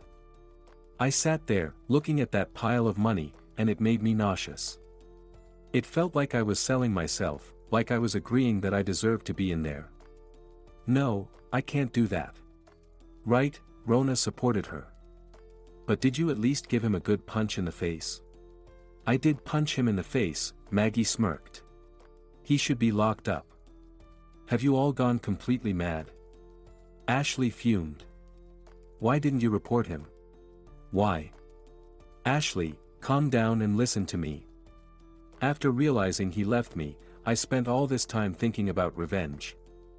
I imagined how I would go out and make him tremble with fear, how I would turn him in.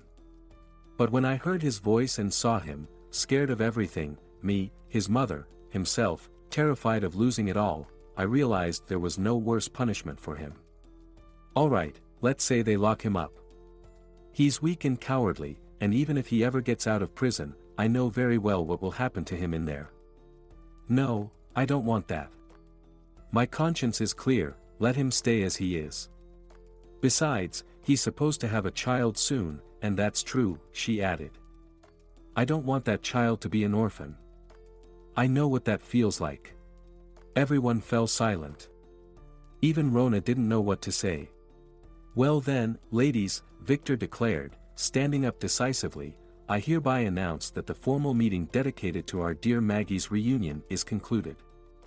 Let's go, Maggie, it's time to settle you in, again. Here are your keys. The house is in one piece and everything is in order. We even replaced the pipes last year. The most important thing is that I need to find a job. I don't even know what to do. With my criminal record, I won't even be able to get a job as a janitor at a school, let alone a teacher, Maggie said. And really, with a record, it's hard to find any work. What a career I have, she laughed bitterly. An orphanage, prison. I'm a specialist of rare qualification. Rona finally regained her usual composure and suddenly slammed her hand on the table. Enough with the nonsense. As for work, Maggie, don't come up with excuses. You'll rest for now, and then come to me at the factory. I'll find you a job. All those silly thoughts will fly out of your head, she laughed. But what about my criminal record? Maggie asked. That doesn't matter, Rona thundered. I don't need your character reference. You'll earn 3 times more with me than you did as a teacher. I guarantee it. I'll talk to Douglas, our sheriff, myself. Thank you, Rona, Maggie said, finally taking a deep breath and smiling easily. I'll need to check in with Douglas, but I'll handle it all myself. Maggie settled into her old house and began working at the factory. Life became simple and bright again, filled with warmth and the kind smiles of people. Maggie, don't plan anything for September 1st, Ashley said decisively. Why? Maggie was surprised. When she worked at the school, the beginning of September was her favorite time. She missed her job so much, and anything that reminded her of it still tugged at her heart. Why? Are you kidding? Don't you remember anything? Della is starting 1st grade. Right. Ashley, congratulations. Maggie laughed. Now your life is going to get more exciting. Well, yes, it was pretty boring before. Anyway, be at our place by 10. We'll take Della to school together, as a family. Ashley kept talking, but Maggie wasn't really listening anymore. The words, as a family, echoed in her head. She had a family. Maybe not by blood and they had only known each other for a few years, but did that really matter? On September 1st, they all took Della to school together. Oh, Maggie, you were so thin, and you're still the same, Ashley said, looking at her friend. Not thin, but slender, her father interjected. Maggie, don't listen to Ashley. You look wonderful. Even more beautiful than before. I'm telling you this as a man. Well, how can I walk next to you then? It's obvious I'm fat. I can't even suck in my stomach like you, Ashley grumbled, making Maggie laugh. Maggie, the school principal exclaimed, looking at her in surprise. I heard you were back. Why didn't you come by? Are you here for good? Will you return to work with me? No, I won't be coming back. Though I would really like to, I can't, Maggie said, shaking her head sadly. I really can't. I've lived too tumultuously these past few years. Well, all right, the principal smiled encouragingly. I'm so glad to see you, Maggie. Maggie saw many familiar faces, especially among the teachers. There was Amber, her old, kind acquaintance, waving at her warmly. And then there was a completely new face. A short man in a dark suit stood a little apart, looking to be around 35, maybe a bit older. Maggie had never seen him before. Who's that? She asked Ashley in a whisper, unable to contain her curiosity. Where? That one? Ashley clarified. Oh, that's Bart. He's the history teacher. He moved here just a year ago. You weren't around then. Is he like me, coming to your village without knowing what to expect? Maggie asked with a laugh. No, he's local. He studied a few years ahead of me. After school, he moved to the city. We hadn't heard anything from him for about 10 years. And then suddenly he came back to work as a teacher. Maggie looked at the man again, and their eyes met. He smiled unexpectedly and gave a slight nod. For some reason, Maggie felt both pleased and a little awkward.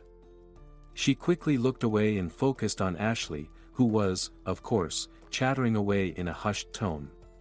Can you believe it? I don't know what kind of drama he went through, but he came back to his parents. Now he's sitting here, pretending he's happy in the village. Ashley, why do you say he's pretending? Maggie laughed. You came back to your parents from the city too. Are you and Della pretending to be happy here? What does that have to do with me? I'm a woman, and he's a man. Do you understand the difference? No, to be honest, not really. Well, what's there to understand? What's he supposed to do here? He's young, doesn't drink or smoke, educated, and quite good-looking. Bart, by the way, was always popular with the girls back in school. You should have seen how excited the local divorced women and virgins were when he came back to the village. And you weren't excited?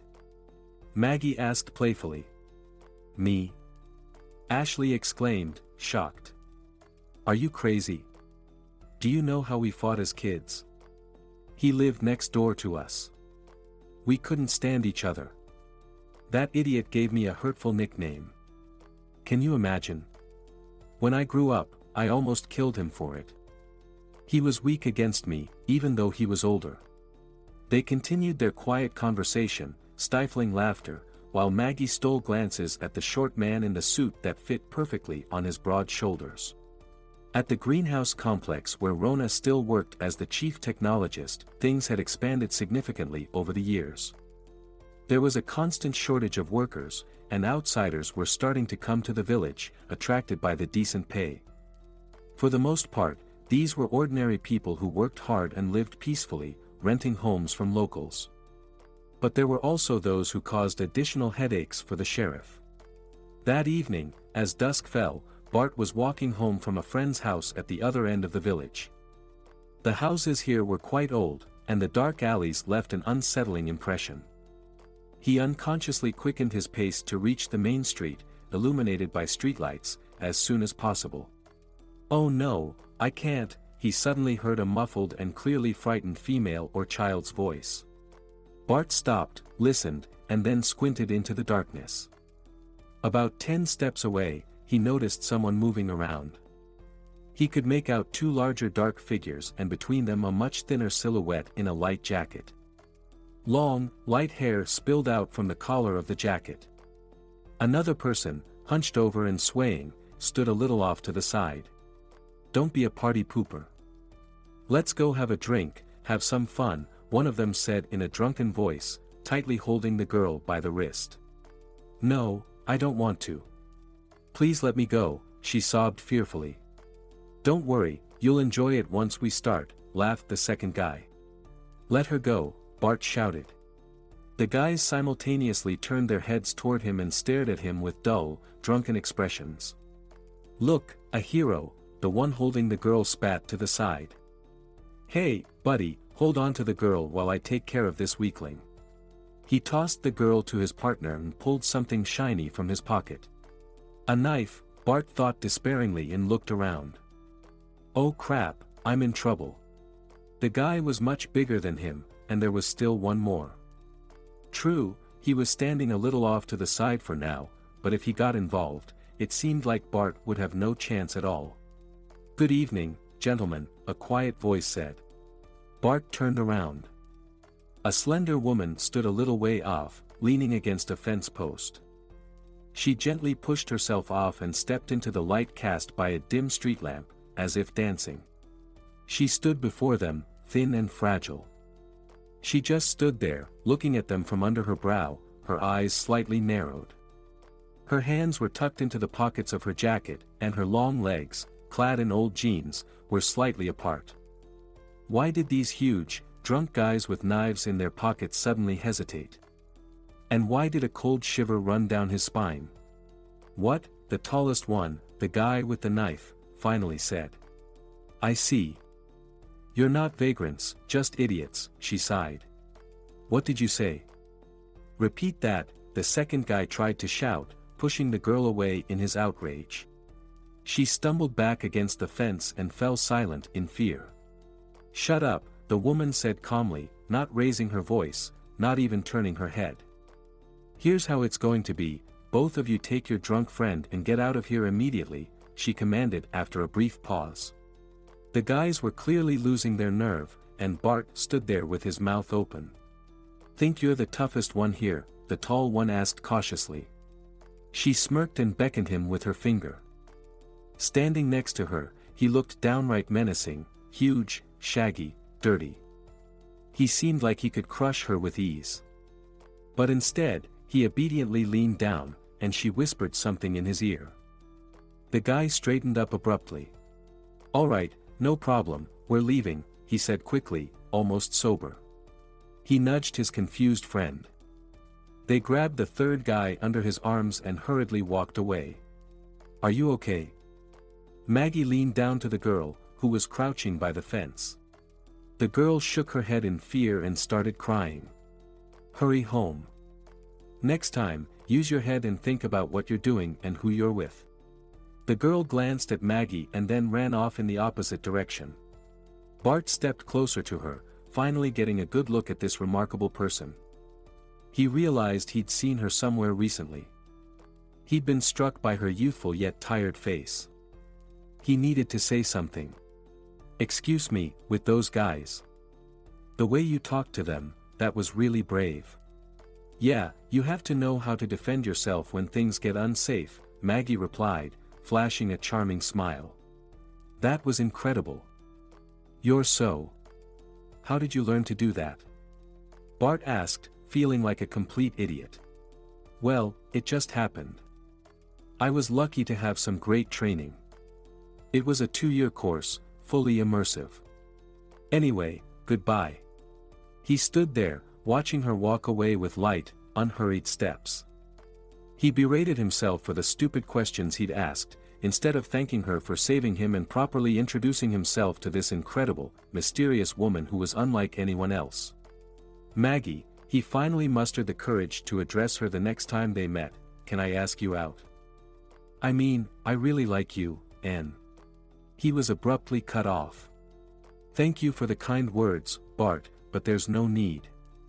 Really, you should find someone else to focus your attention on.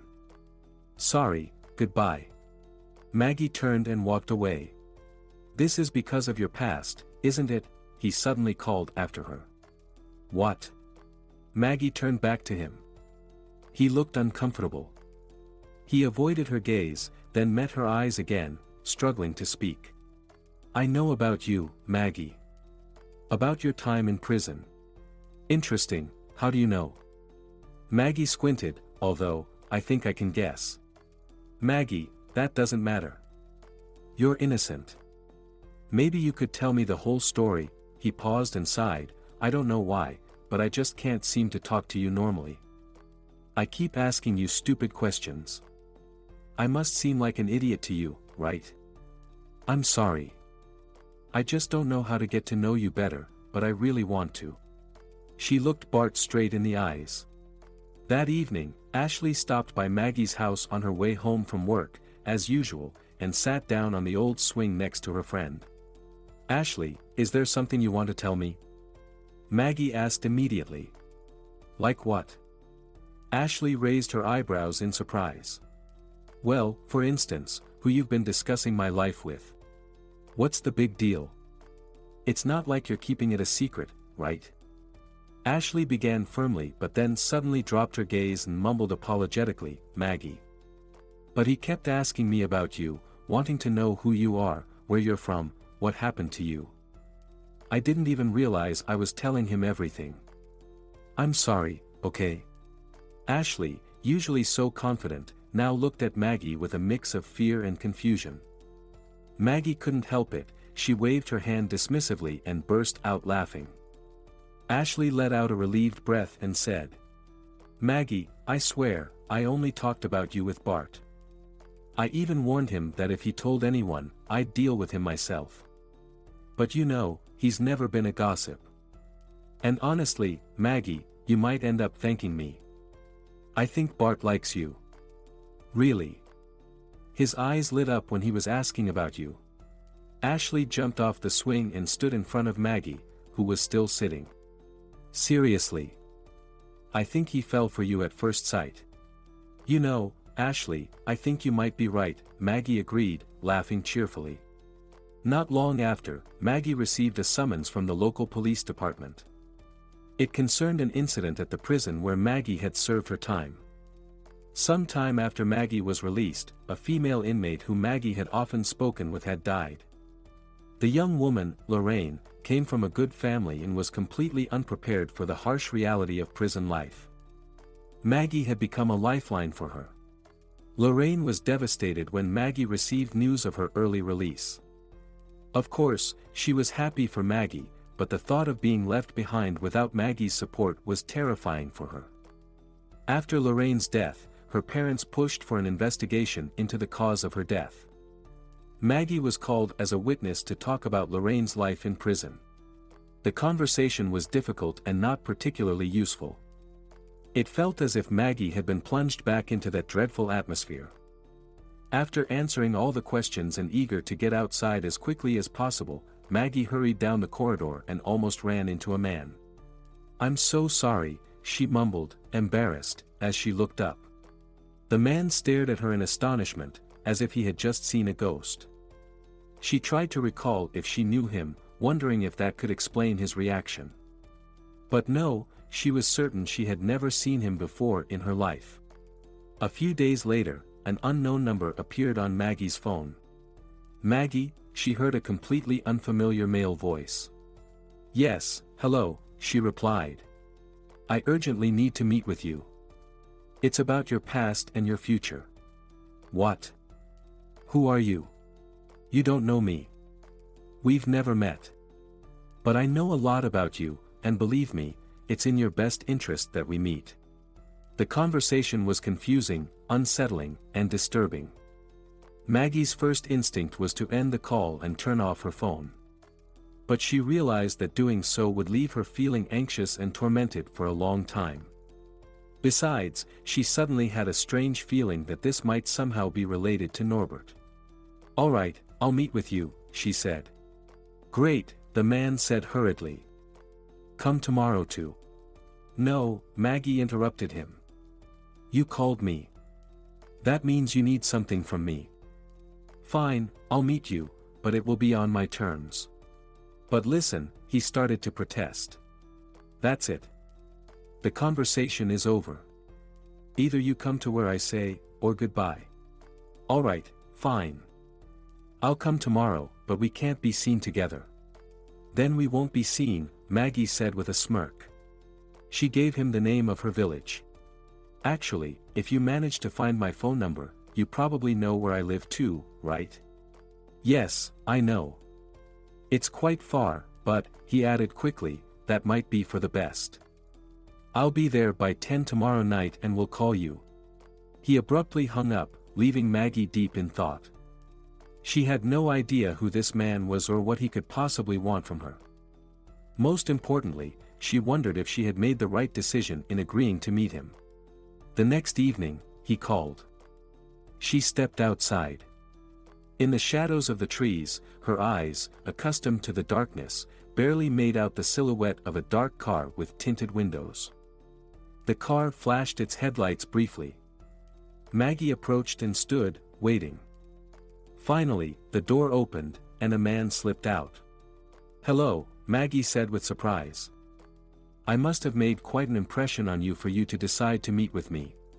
Standing before her was the man she had accidentally bumped into when leaving the investigator's office, the one who had stared at her for so long with that look of astonishment. "Hello," he finally replied. Yes, I need to talk to you. Maggie looked at the strange man in amazement. He glanced around, then lowered his voice as he continued. I did some digging.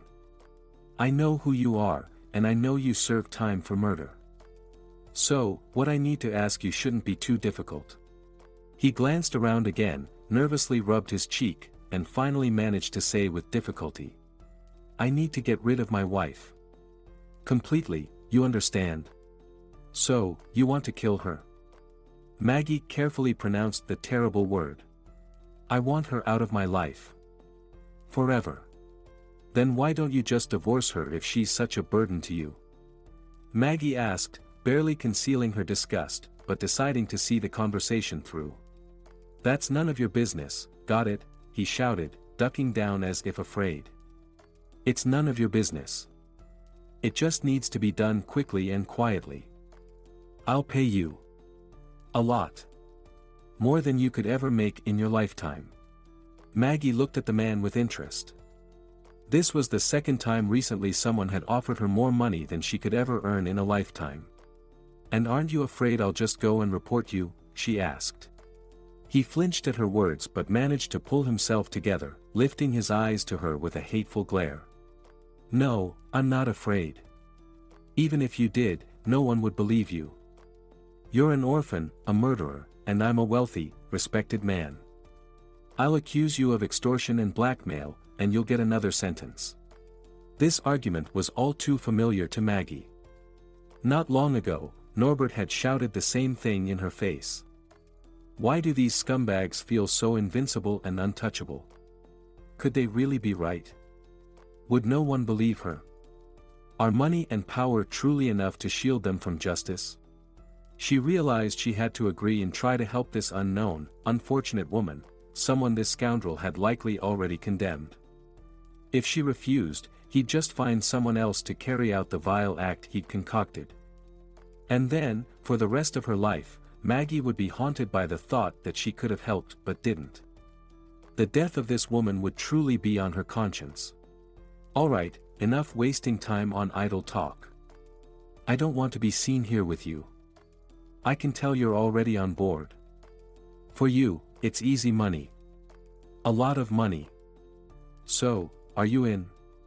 His voice rose demandingly. Quiet, don't rush me. Let me think. Her companion fell silent, watching her anxiously. Fine.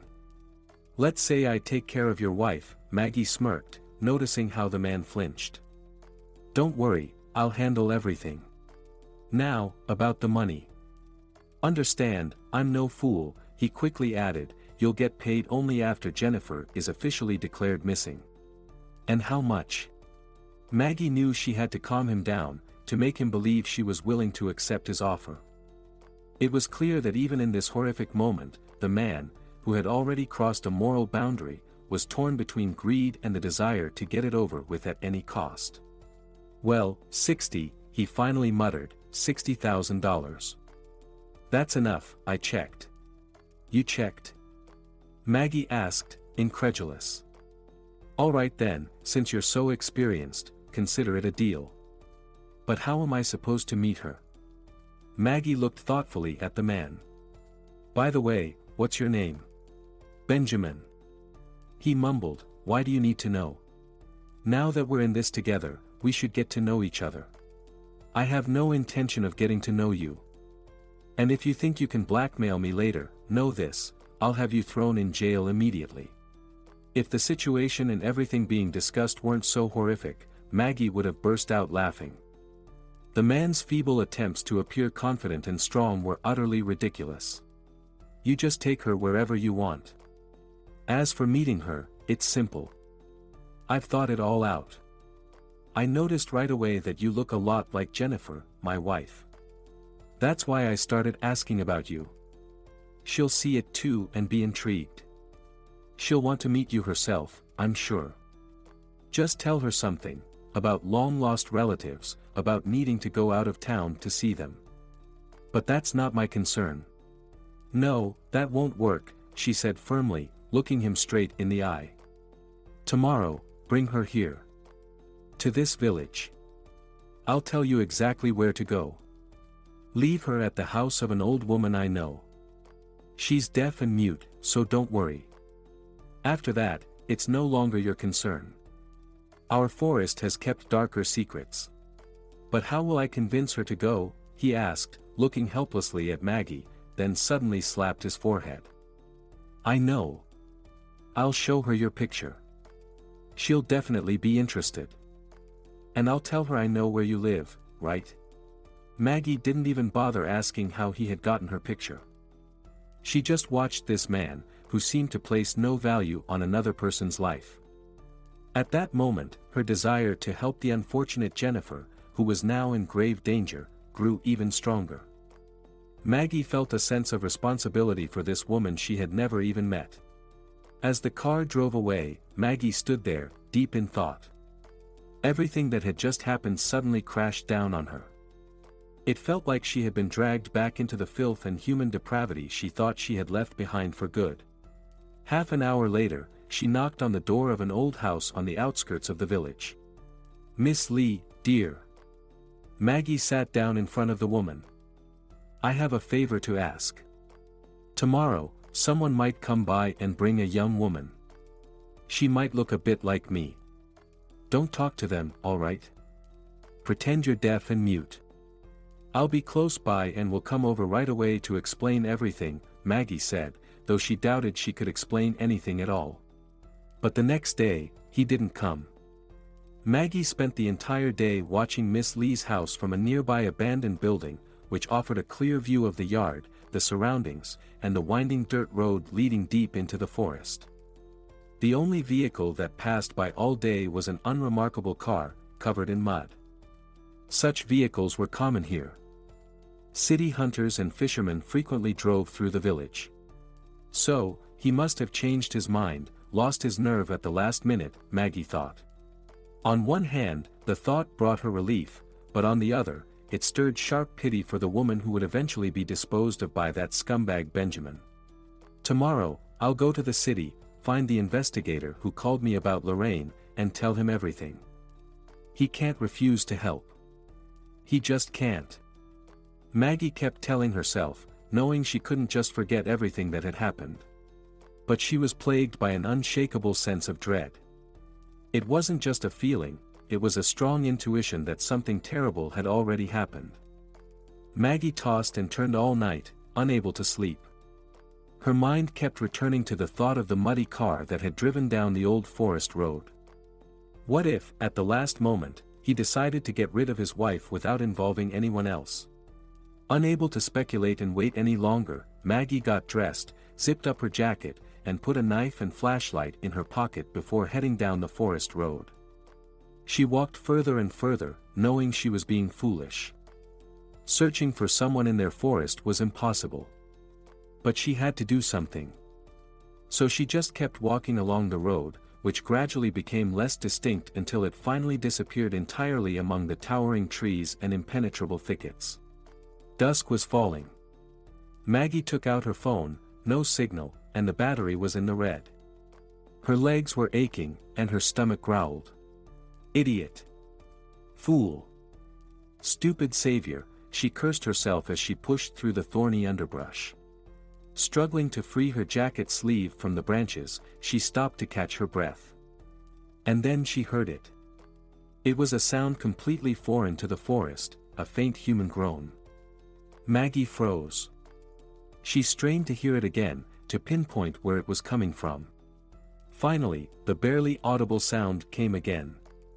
Maggie rushed toward the fallen trunk of a massive pine that hung over a small ravine. There, at the bottom of the ravine, she spotted a human figure. Practically sliding down the slope, Maggie dropped to her knees beside the woman lying there. It was immediately clear that the figure was a woman.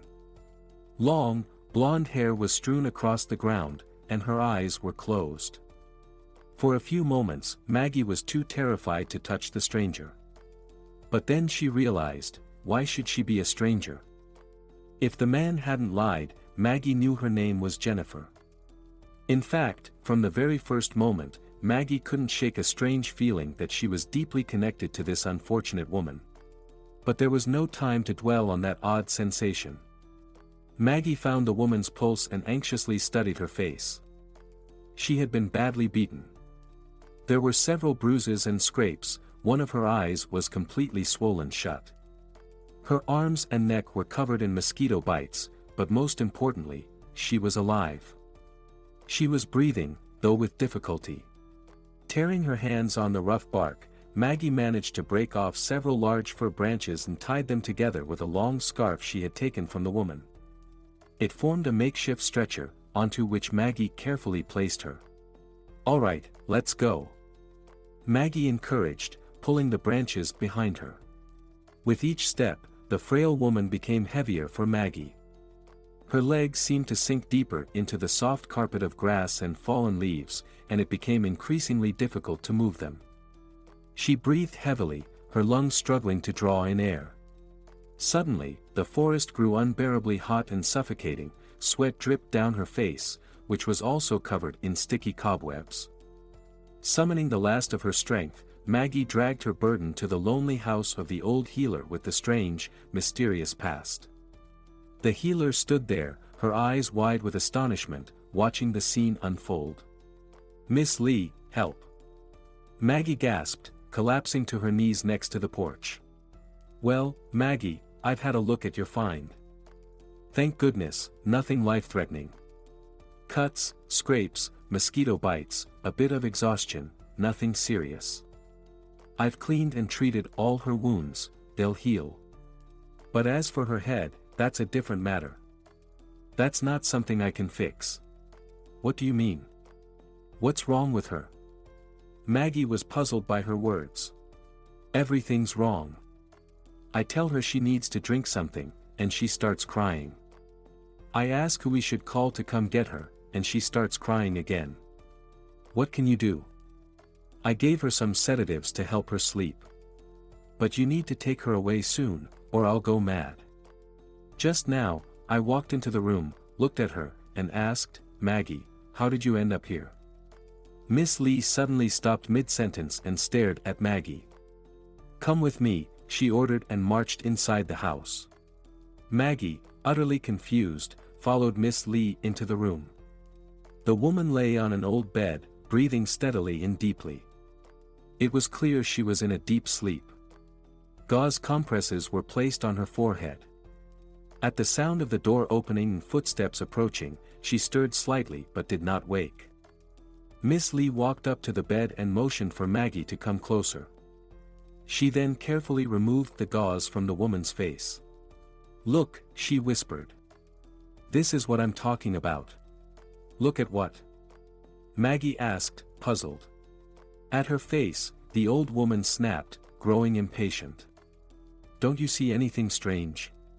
Maggie stared at the woman's face, trying to make sense of what Miss Lee meant. Then it hit her, this face did remind her of someone. Strongly. Someone she had known her entire life, someone she saw every day. But there was no one in her life she had known that long. "Well?" Miss Lee whispered tensely. "She does look like someone. A lot like someone. But I can't figure out who," Maggie whispered back, bewildered. Miss Lee let out a soft laugh, wiped away a tear, and picked up a small hand mirror from the bedside table. "Take another look at her," she said, pointing at the sleeping woman. "And now, look here," she added, holding the mirror up to Maggie. The resemblance was uncanny. The features, the shape of the nose, the cheekbones, the curve of the lips, the hair color, it was all the same, just like hers. When the man who had approached Maggie had mentioned his wife's resemblance to her, she had assumed he meant a vague similarity in build, features, or hair color. She was not prepared for the fact that this unfortunate woman was her exact double. Maggie felt as if she were in a nightmare. She shook her head and stared at the old woman in disbelief. Then she raised her hand and lightly touched the stranger's cheek with the tip of her finger. As if waiting for just that, the woman opened her eyes and, not fully awake, looked straight at Maggie. Maggie instinctively glanced back at her reflection in the mirror. Yes, the gray eyes were identical, a perfect match.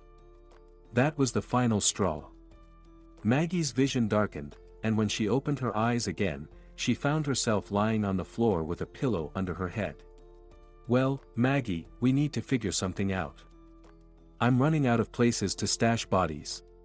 With surprising ease, Miss Lee knelt in front of Maggie and grasped her wrists, checking her pulse.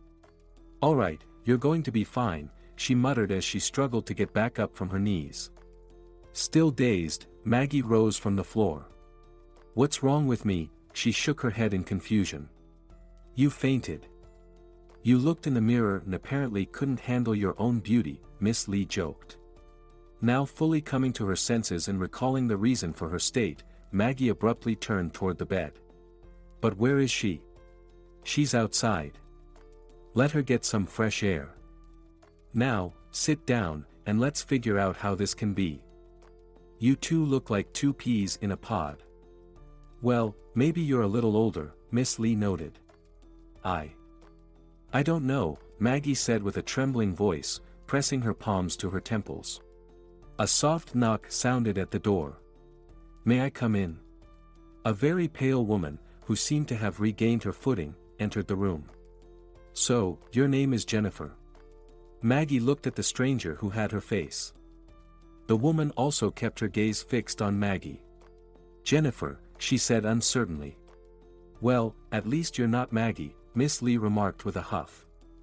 But really, my dear, I should turn you all into the police. Don't call the police. Jennifer exclaimed in alarm. I'll go there myself. I just need to understand something first. She looked questioningly at Maggie. To understand why we look so much alike. Maggie voiced the unspoken question. Jennifer nodded. Yes, Maggie, but like you, I don't have a logical explanation for it. Then we need to look for the illogical. Let's start from the beginning. From the very start, Jennifer. I'll help you. Okay. Definitely. But you know, Maggie, to sort everything out and understand it all, I need to get to town immediately. What town? Are you out of your mind? You need to go to the hospital, Maggie insisted. Maggie, no. We need to leave quickly, before Benjamin gets a chance to do something there, Jennifer argued. No, you can't, Maggie said firmly. Especially since that scoundrel is cowardly and rotten. He won't do anything until he's sure you're really gone. Completely gone. Do you understand? All right, quiet. Miss Lee interjected. You certainly need to rest. But if you need to go, go. Nothing will happen to you. Think of it as your second birth. Go ahead, sisters, the old woman suddenly added. Miss Lee smiled brightly, and Maggie thought about how her face radiated kindness and beauty. Jennifer returned a week later. Now I'm ready to tell you everything, Jennifer said as she settled into an old chair at Miss Lee's house. And you, Maggie, will help me. Jennifer was born into a very wealthy family. She was the only, long-awaited, and cherished child. Her mother, Alice, was almost 40 when Jennifer joined their family, and her father, Randy, was 10 years older than her mother. Well, our daughter will be going to school, and we, Alice, will be retiring, Randy joked with his wife. Alice smiled at her husband's jokes, but deep down, she was very worried about Jennifer. From an early age, Jennifer was very quiet, pensive, and serious. This was unusual, considering the environment that surrounded her from the very beginning. Jennifer's father, Randy, owned a large construction company. Jennifer had access to everything money could buy. She never knew what it was like to be denied anything. Despite her father's virtually unlimited financial resources, Jennifer seemed little affected by them.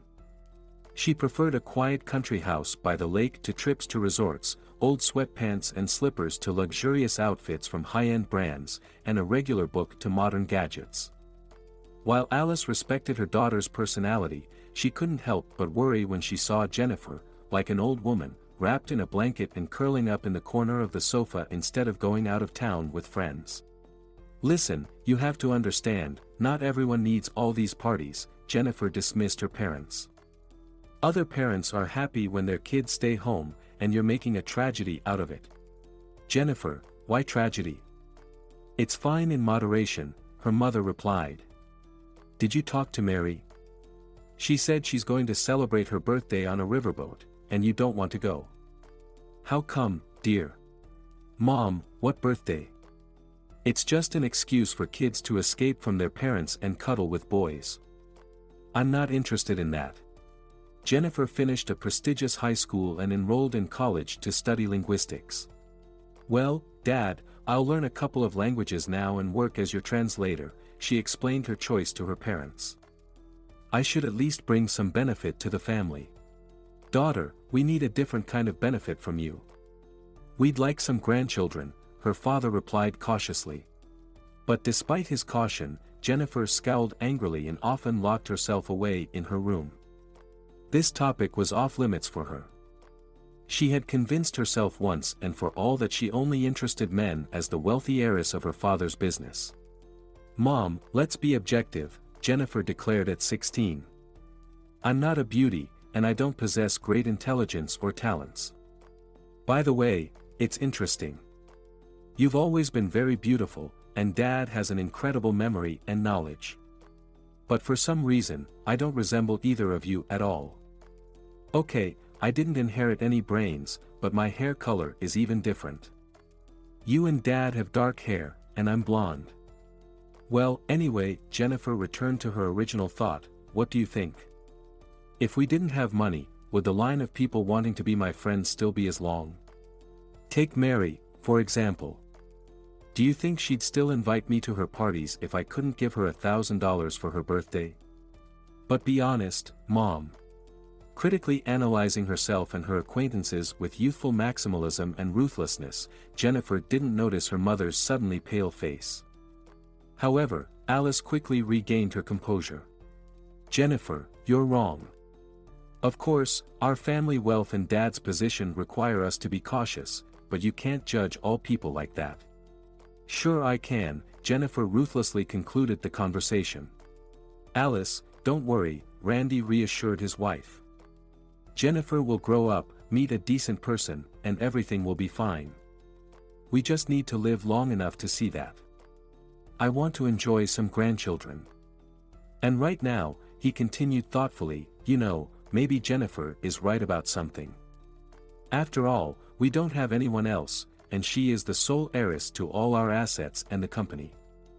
Maybe it's good that she's being so cautious. Benjamin entered her life unexpectedly and rather comically. He accidentally spilled juice on Jennifer at a cafe when he bumped into her in the aisle between tables.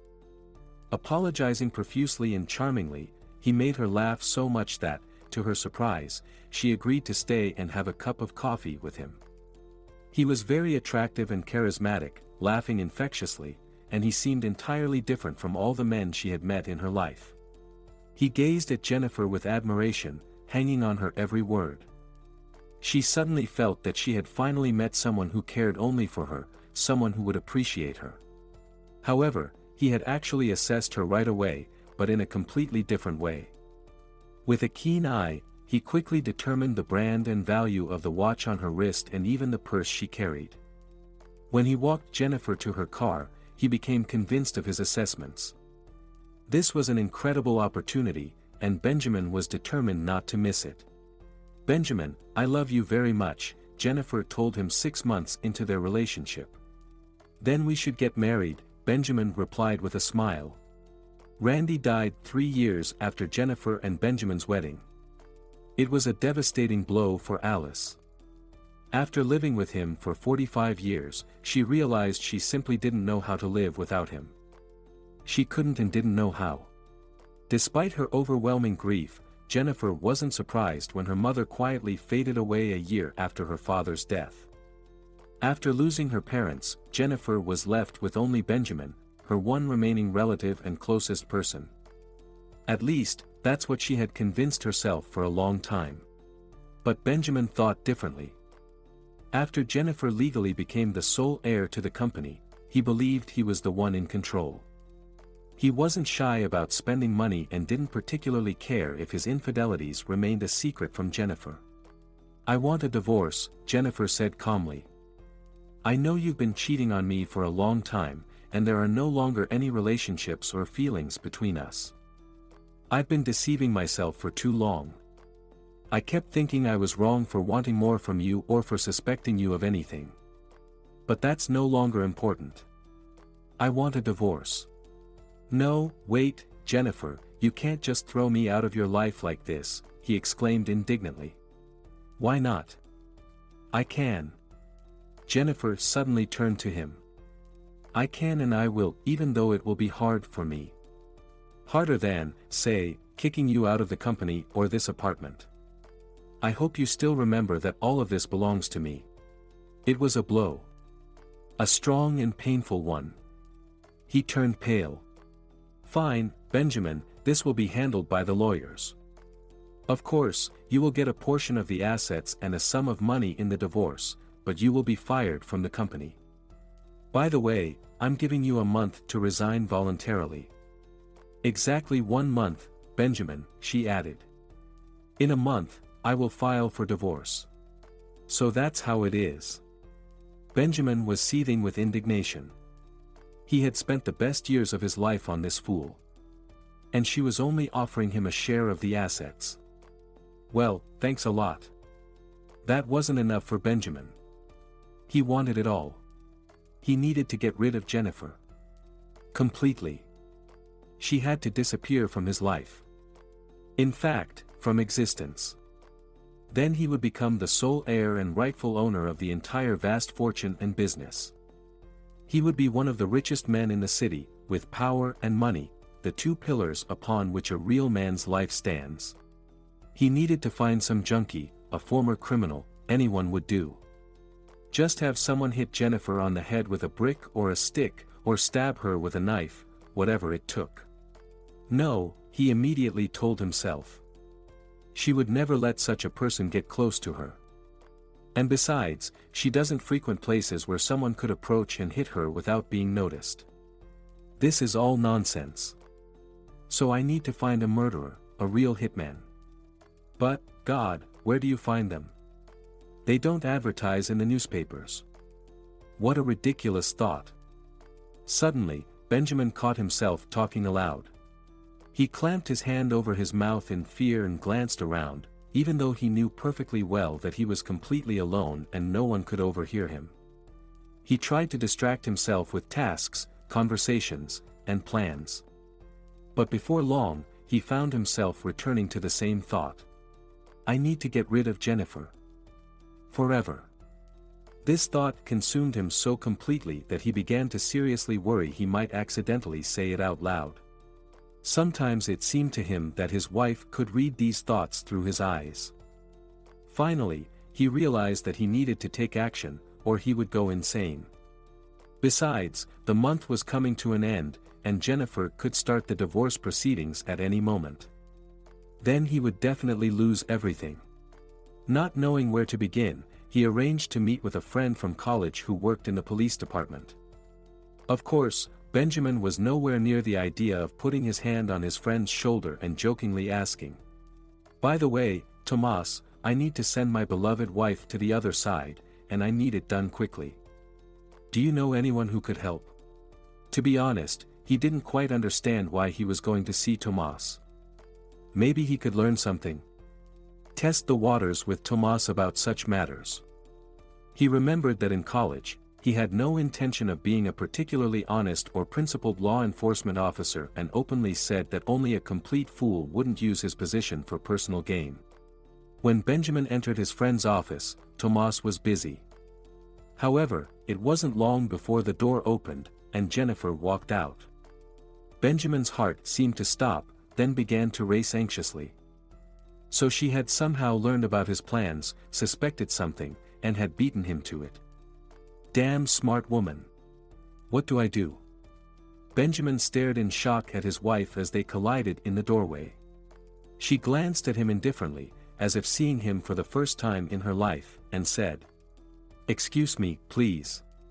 She turned her back to him and walked down the hallway. The voice wasn't Jennifer's. That was for sure. And it became completely clear to him that this wasn't Jennifer. It was not her movements, not her gait. There was something unknown and foreign in her face. It was as if this stranger was astonishingly similar to his wife.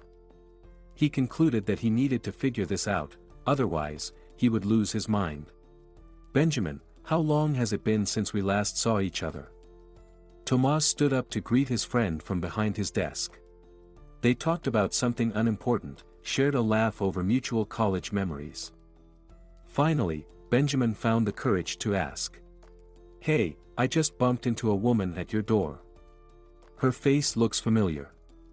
I definitely know her, but I can't remember where from." "Well, that's unlikely. Unless you were in a women's prison last year," Tomas laughed. "In prison? She was in there?" Benjamin asked in astonishment. "Yep, for murder, can you believe it? You wouldn't even guess it." "Young, slim, and even pretty," Tomas replied. Here was his chance. A killer. Someone who had killed once would do it again without hesitation. Benjamin was completely sure of that. And this woman, Jennifer, would let her get close without a second thought, if only out of curiosity about why they looked so alike. "Listen, Tomas, can I find out her name?" "Why do you need to know?" he asked, surprised. "Are you in love with her?" "Well, not exactly in love." "Tomas, what does it matter? I know this is confidential information, and it's worth a lot," he lowered his voice, emphasizing the word, worth. Half an hour later, he left his friend's office, knowing the name and surname of Maggie, as well as her phone number and address. Impressed by his friend's willingness to share, Tomas even gave him a photograph of Maggie from her file. After long, agonizing deliberations, Benjamin finally called her. The conversation started off as he hoped, but then suddenly spiraled out of control. The girl turned out to be tough. She calmly listened to him and stated that if he wanted to talk, he needed to come to her, to that godforsaken village where she was living now. He tried to argue, but it was futile. He arrived late that evening. He was very cautious and even borrowed a car from a friend instead of driving his own. They talked while standing in the shadows of a fence, almost in complete darkness. She squinted slightly, looking intently into his eyes without breaking her gaze. Maggie stood next to him, short and fragile, simply listening with her hands in her pockets. But for some reason, from the very first second he got out of the car, he felt very scared next to her. At first, she pretended to be a normal woman, a simple village girl. But as soon as she heard what he wanted from her and that he was willing to pay her a lot of money for it, she transformed into a steel blade. A chill and strength emanated from her. He felt it, he couldn't help but feel it. She turned everything to suit her needs. He would have to bring Jennifer here to this village, leave her with some old woman, and forget about her existence forever. "Benjamin, we need to talk," Jennifer greeted him at the entrance of their apartment. More precisely, in her apartment. A luxurious 5-room apartment in the city center that would become his as soon as Jennifer disappeared. "Tomorrow at 2 o'clock sharp, you need to be in the office of the chief legal counsel of our firm. I've arranged for the documents, property division agreements and the divorce papers, to be prepared. We need to discuss and sign everything. I hope we can come to an agreement and part as civilized people." A wave of fear pierced through Benjamin. She had beaten him to it after all. "Wait, Jennifer. I need to talk to you. Something happened to me. It's related to you." "I have nothing to discuss with you," his wife interrupted him. "I'm not interested in what happened to you, and nothing can connect us anymore." "Maybe it never did." Jennifer was extraordinarily resolute. "It's over, and I would appreciate it if you would leave me alone." She turned her back on him. So, he had run out of time. Without even fully thinking through what he was doing, he took a few steps, grabbed a wooden box from the nightstand, and struck Jennifer on the head with it. Jennifer collapsed to the floor, unconscious. He hit her in the face with his fist several times. So, he would have to do everything himself. He would take her as far into the woods behind that village as he could. He drove along the forest road for a long time, a very long time, until the road completely disappeared. The car came to a stop against a thicket of bushes. Well, that's enough, Benjamin decided, and pulled the unconscious Jennifer from the car. He spotted a slope of a small ravine leading downwards. Laying Jennifer at the edge of the slope, he gave her a push, and her body slowly slid far down beneath the old, overhanging trunk of a tree. He walked slowly back to the car but suddenly turned around and returned. He needed to go down and finish the job. She had to be killed. God, how horrible. No. He couldn't do it. He wasn't a killer, unlike that girl. What was her name? Maggie? No, he wasn't a killer. Jennifer just needed to disappear. And she would disappear here, in this forest. Come on, she's almost dead, he told himself. Even if Jennifer comes to, she won't be able to escape. And if a miracle happens and she manages to get out, she'll never make it back to the village. It's impossible. Benjamin got into the car and drove away. Once again, a nearly complete silence descended upon the old forest. Jennifer lay at the bottom of the ravine, watching the mist slowly thicken around her. And then I emerged from the mist, Maggie said. All of this is certainly very interesting, but it doesn't explain the most important thing, our strange resemblance. Well, this is where the strangeness ends and the real intrigue begins. I told Christopher, an old friend of my father's, about you. They used to work together. Christopher was my dad's legal consultant and a good friend. When I mentioned that I'd met a young woman who looked incredibly like me, he became so excited that I was afraid he might have a heart attack. After he drank some water, he told me, Jennifer, I need to tell you something very important. You might have a sister, and you probably just met her by accident. Honestly, I thought the old man had lost his mind worrying about me. Maggie listened with bated breath, not quite believing what her doppelganger was about to say. Jennifer suddenly fell silent. Well? Maggie whispered. Do you really need an explanation, Maggie? Jennifer exclaimed. It turns out I'm an adopted child. My parents adopted me when I was 3 months old. I found out everything. Our parents died, and we ended up in an orphanage. You're a year older, and you stayed there. I bet no one told Mom and Dad about you, or else they would have adopted us both, I'm sure of it. And about Benjamin, you were right. He's weak and a terrible coward. As soon as he saw me, all that filth came pouring out of him. He turned you in, saying that you took a hit job, Jennifer laughed. Well, I'm not in the mood to laugh, Maggie said, worried. They're going to check me now. No one will ever touch you again. And by the way, they're already handling your case, as per my instructions. You've served your time for the false confession. But we'll clear your record, sis, so you can teach kids at school with a clear conscience. Do you want to work at the best school in the city? No, Jennifer, no, my dear, thank you, but I want to stay here. This is my home, my loved ones are here, and this is where my beloved person is. Of course, Jennifer came to Maggie and Bart's wedding. Afterwards, the sisters sat side by side on the old swing in front of Maggie's house, nestled closely together. Maggie, I keep thinking, why did you even go into the woods? Jennifer suddenly asked. How could you even entertain the thought of finding me there? You weren't even sure he brought me. I don't know, Jennifer, I don't know anything. I just felt it, I knew I had to go and look. But why? Why, Maggie? Maybe it was a call of blood. Maggie laughed, embracing